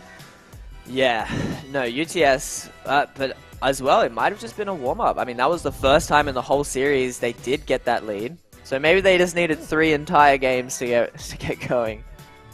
Yeah, 2 warm-up games instead of 1. Maybe. I mean, well, we're already at like 9:30 at night. Like, they could have warmed up a little earlier, maybe. I don't know. It's pretty late, Jake. I would hope they would have been scrimming, but we'll see how it plays out. Players love a good excuse. 2, 3, 4 warm-up games. You can't get enough. Yeah, just play all night. Like, if it was UWA, I could understand because, like, they're a couple hours behind. It's only like 7:30 there, right? So, we'll see. We'll see how it plays out. Yeah. I'm excited for this game 4, though. That this is suddenly a much more competitive series. UWO were just looking like they were about to run away with it 3-0. That they were, and we'll see how, you know, our fourth and potentially final game can play out. We haven't had a game 5 yet, though. UTS would love to take us to Champions Field. SCK, though, off of that kickoff, does take it over the top of Knight, trying to stay with it. Here comes Saf. Beats out Stacks. Now it's all onto Crab. Net not really open, so they go for the pass instead. No third member, though. SCK was rotating back. Oh, Knight has really come alive now. Look at this. Sets up his teammate, but Saf clutch backboard defense. And now the counterattack is almost on, but Crab misses. What I'm loving from both these teams as well is, like, they're going for passing plays. They're going to, like, you know, slow it down, trying to connect with their teammates. It's not that solo show that we saw in our last series, despite, you know, Knight popping off at times, Saf having their moments as well. They're still working with the team, and it's making each attack so threatening and so much fun to watch. Ooh. Crab doesn't quite get the dunk. Wow, yeah, Crab misses out there. 0-all at the moment still, but UWA, they're looking alive and they get the opener. Saf does it himself. It's so rare these days that waterfalls pay off, but this one just looks so clean. Stacks too slow to this one. I know people have been saying let him cook, but obviously still needs a little bit more time in that oven. Yeah, no, big mistake there from Stacks, honestly. You're right, but you don't see many waterfall goals because normally the defender can just jump up, but it is difficult. It requires a lot of trust in your backwards aerials, and Stacks just didn't have that kind of speed there. I'm still surprised with how many of these players are coming in with these almost cult-like followings, you know. As I don't know how SCK just missed that magnet chance for the punish. Doesn't get the second touch. Yeah, no, these guys have friends. Like they touch grass, go to uni, go outside. Not your usual Rocket League player. Yeah, so, yeah, that's what I'm picking out from all of this, right? You know, Stacks and Bud.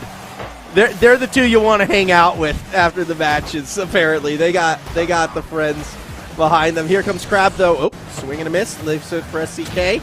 Does find the demo in the net, but again, Saf's a little bit too far back, so we don't see the third member. Yep, Knight still looking good. Although we want to see him having that impact. I think his team needs him to score those goals, get those big clears. As you can see, UWA are starting to get back into a rhythm, and they did get that first goal, which we said might be so important in this game 4. Yeah, it very well could be the case as we go. 240 still remaining on this one. Pressure, Knight. Gonna put it up off that backboard. Here comes Magnet. A big chance. Miss. No one's in net. Dude, what is that? Oh no! What is that? Crab, you did so good, man. What was that? Well, we found out what Stacks was cooking. Some soft shell crab, I suppose. Tie ball game 1 apiece.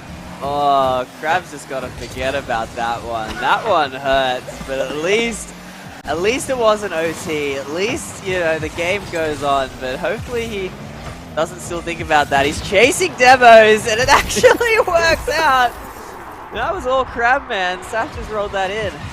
Yeah, Crab just going straight after a Magnet, and I refuse to believe that that wasn't at least a little bit personal after what happened before. 2-1 lead now, right back in favor of UWA. And some people, when they can't hit the ball, they decide to hit cars instead. And Crab goes down that route, and it pays off. And now, once again, it's going to be UTS hunting for that equalizer, and I don't think they can kind of expect another unforced error like we saw before. SCK does get that ball back to the red side, stays with it as well. Magnet will cross up his own defense, but does make the save. Crab! Double! What a goal! Okay, now we can say Crab has redeemed themselves. Look at this double touch, so clean. Wow, what a beast. I thought he messed it up, I'm not gonna lie. He almost went way too far to the left, but he gets that beautiful soft touch with his wheels. And more than makes up for that mistake. Yeah, and now, well, nearly a kickoff goal to go on top. Saf putting more pressure on the net. 2 goals, a minute and a half. UTS, it's time to put on those rally caps. Time to get a little bit desperate because Crab and Saf just made it 4-1. Yeah, this series really has been all Saf, hasn't it? He has just not been missing every chance he gets. Crab could have stolen it, could have maybe redirected it out, but wisely leaves it for Saf. I actually thought Crab did make contact right there because I'm so used to players in this league just stealing goals off their teammates. So, like when you see your teammate diving for it, Crab got that right now. It has been the Saf show though, at least on the side of UWA. Yeah, so UWA looking good. Here's Knight with a chance. Not quite though. They need something special. There's only a minute remaining and 3 goals is going to be very tough. As Saf is looking for SCK. Post, not in. Double doinks. Crab's follow through. It's not there either. And now on the counterattack, it has to strike gold. Stacks lining it up. Stacks taking the shot, tries to go underneath, finds Knight, but no power behind it. Oh, almost a great play. With every second that ticks down, it gets more and more impossible. UWA are just keeping up the pressure, and there's nothing UTS can do. Oh, Magnet went for a flick way too early, had the lead blocker in Knight, and I think with 30 seconds remaining, this game is looking done. Pretty strong effort from the UTS side. However, unfortunately, they're still going to be looking for their first win when it's all said and done. Oh, that is tragic. They put up a good fight here, but UWA, I honestly think they're one of the top teams here. They look so solid. Yeah, they do. They've had some pretty strong performances. Magnet is going to get one last shot in, so a little consolation prize to make it 4-2. Can't get 2 goals in 4 seconds, though. Yeah, nice control and really nice pressure from Knight. Not quite getting the demo, but confusing Saf enough. But yeah, Knight hits them with the last goal wins, so we're going to a game 5. Yeah, there you go. Not quite. I like that. I like that rule. Always appreciate players, can find humor in some situations. That pinch almost finds its mark. Stacks. Lets it drop. So UWA is going to take the series 4-2 in our final game. GG's all around. And yeah, I kind of hear what you're saying with UWA right now because that first week, they beat Griffith, who has proven to be a solid team.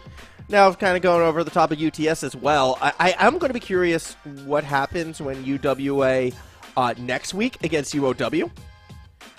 I think that's going to be a very interesting matchup because, great matchup, yeah, that'll be a testing matchup for UWA. Yeah, I want to see them win that. I mean, we saw them last week against Macquarie, and it got a lot. They went to Game 5, right? So it's no, they're quality. They've got class. Yeah. So I mean, UWA obviously a fun team to watch. That said, that was our last match for today, and just taking a last little look at the results right here. You can see no Game 5s like last week. I guess we spoiled you. That's how we lure you in, Jake. We give you all the Game 5s, the first week you're here, and now it's like a bit more kind of what we expect. I don't know. That Macquarie series should have been a Game 5, though, man. Oh, and UWA, I mean, yeah, these were great series, but sadly no Game 5.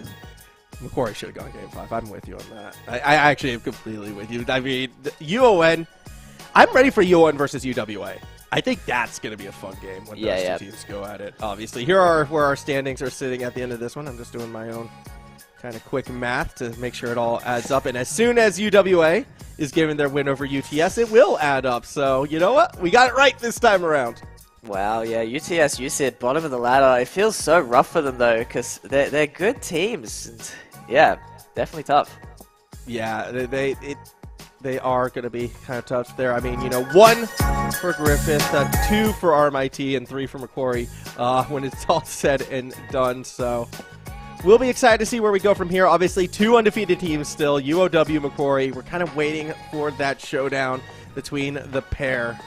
I believe I'm going to double check what week that is. When do we get to see those 2 teams go at each other? It might be after the player break. Which teams is this? The 2 undefeated teams, Macquarie versus UOW. It's week 6. Yeah, it's the first.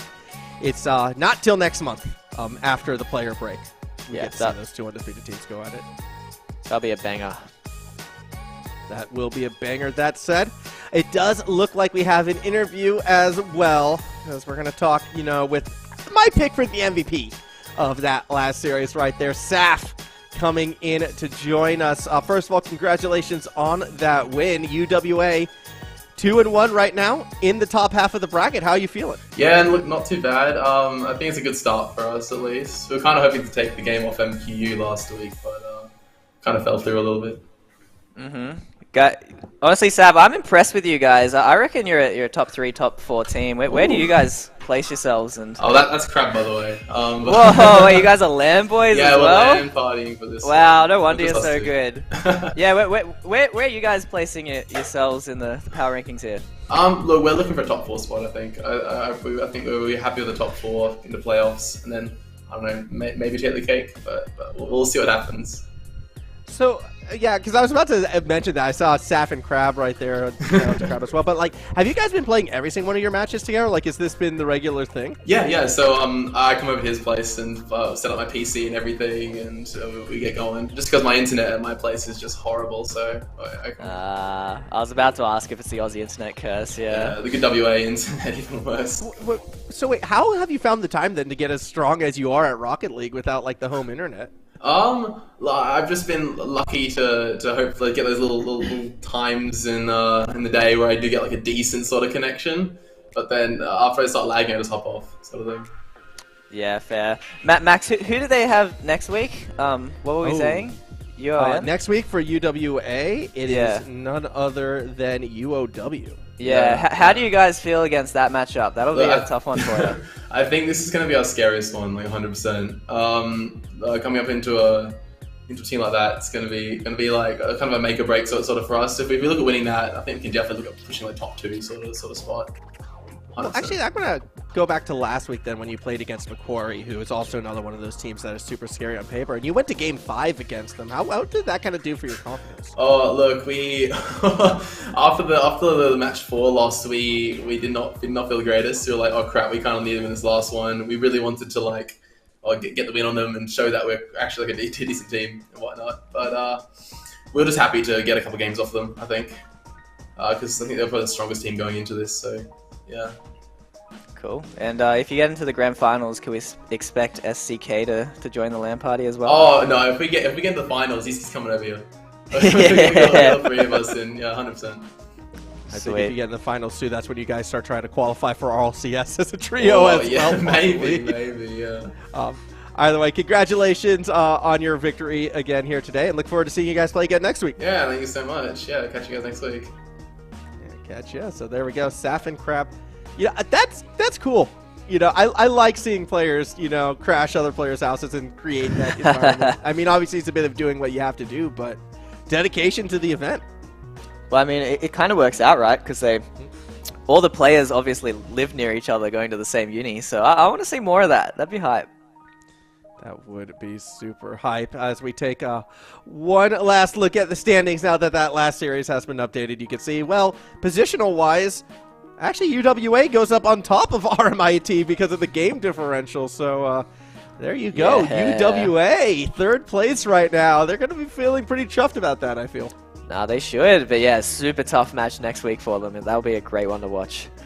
Yeah, I think that is probably going to be our match of the week next week. But that said, we are going to have to wait till next week for them. For now, though, we'll once again like to thank our sponsors for this event, of course, starting with Predator Gaming, the gaming PC partner. Guess what? You can take those Predators to LANs as well, and what you will get is some high-end gaming-focused PC solutions through Predator in both laptop and desktop formats, powered, of course, by Intel, and then you drag along your AOC monitor, of course, the monitor partner for this event.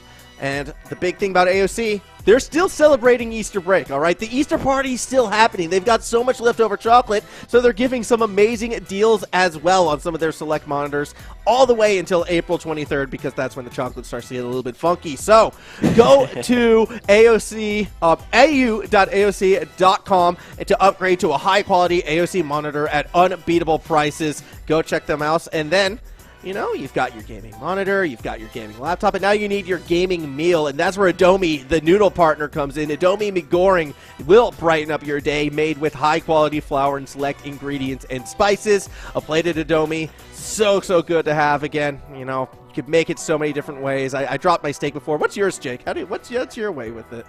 I'm super lazy, so I throw the noodles in the pot with frozen vegetables, and they all cook together. It's sick. You know what? You know what's fun to do as well? Egg drop it as well. Have you ever done like the egg drop soup? No. Oh. No, that sounds too fancy, honestly. That's I next don't level, have your you know? I don't have your skills. Oh, well, that's a next level thing, maybe. I might have to teach you how to do that, but the point is, you can use them, or you could just have them on their own. They're fantastic, obviously, you know, with finals and that around the corner. I imagine a lot of our players will be on the Adomi noodle partner diet, so a big thank you to them. It's and dinner tonight for me, exactly. at least. Game on Cancer as well. Yeah, it actually might be for me as well. But a big thank you to Game on Cancer. Check out that QR code down below. It is the charity of choice for AEL. They fund much-needed cancer research projects. If you'd like to donate, please head to AEL's Tiltify campaign page. And after you do that, make sure to follow the AEL at AU Esports League to stay up to date on all AEL events, competitions, and activations. I mean, there's a lot of stuff going on right now, and if you want to stay up to date, that's the place to do it. Obviously, it's not just Rocket League. A bunch of other games happening. CSGO been popping off from what I've been able to gather, so check that out. And then we'll come back here next week, Jake, because we're going to have a fun week 4, I feel. Yeah, no, again, the Uni League does not disappoint. These games are exciting, and again, the bottom of the ladder, honestly, they're impressive teams. They're keeping it up with the top of the ladder as well, so I'm still enjoying my time here, despite the lack of Game 5s today. Yeah, who knows? Maybe next time I'll finally have that dumb luck jersey. Either way, that's going to do us for tonight. A big thank you for tuning in. Do make sure to, you know, again, check out those socials when you can. And big thank you to both Dover and Basincc, helping behind the scenes with the production and the lobby creating, and to AEL for hosting this event. Till next week, have a great day, everybody.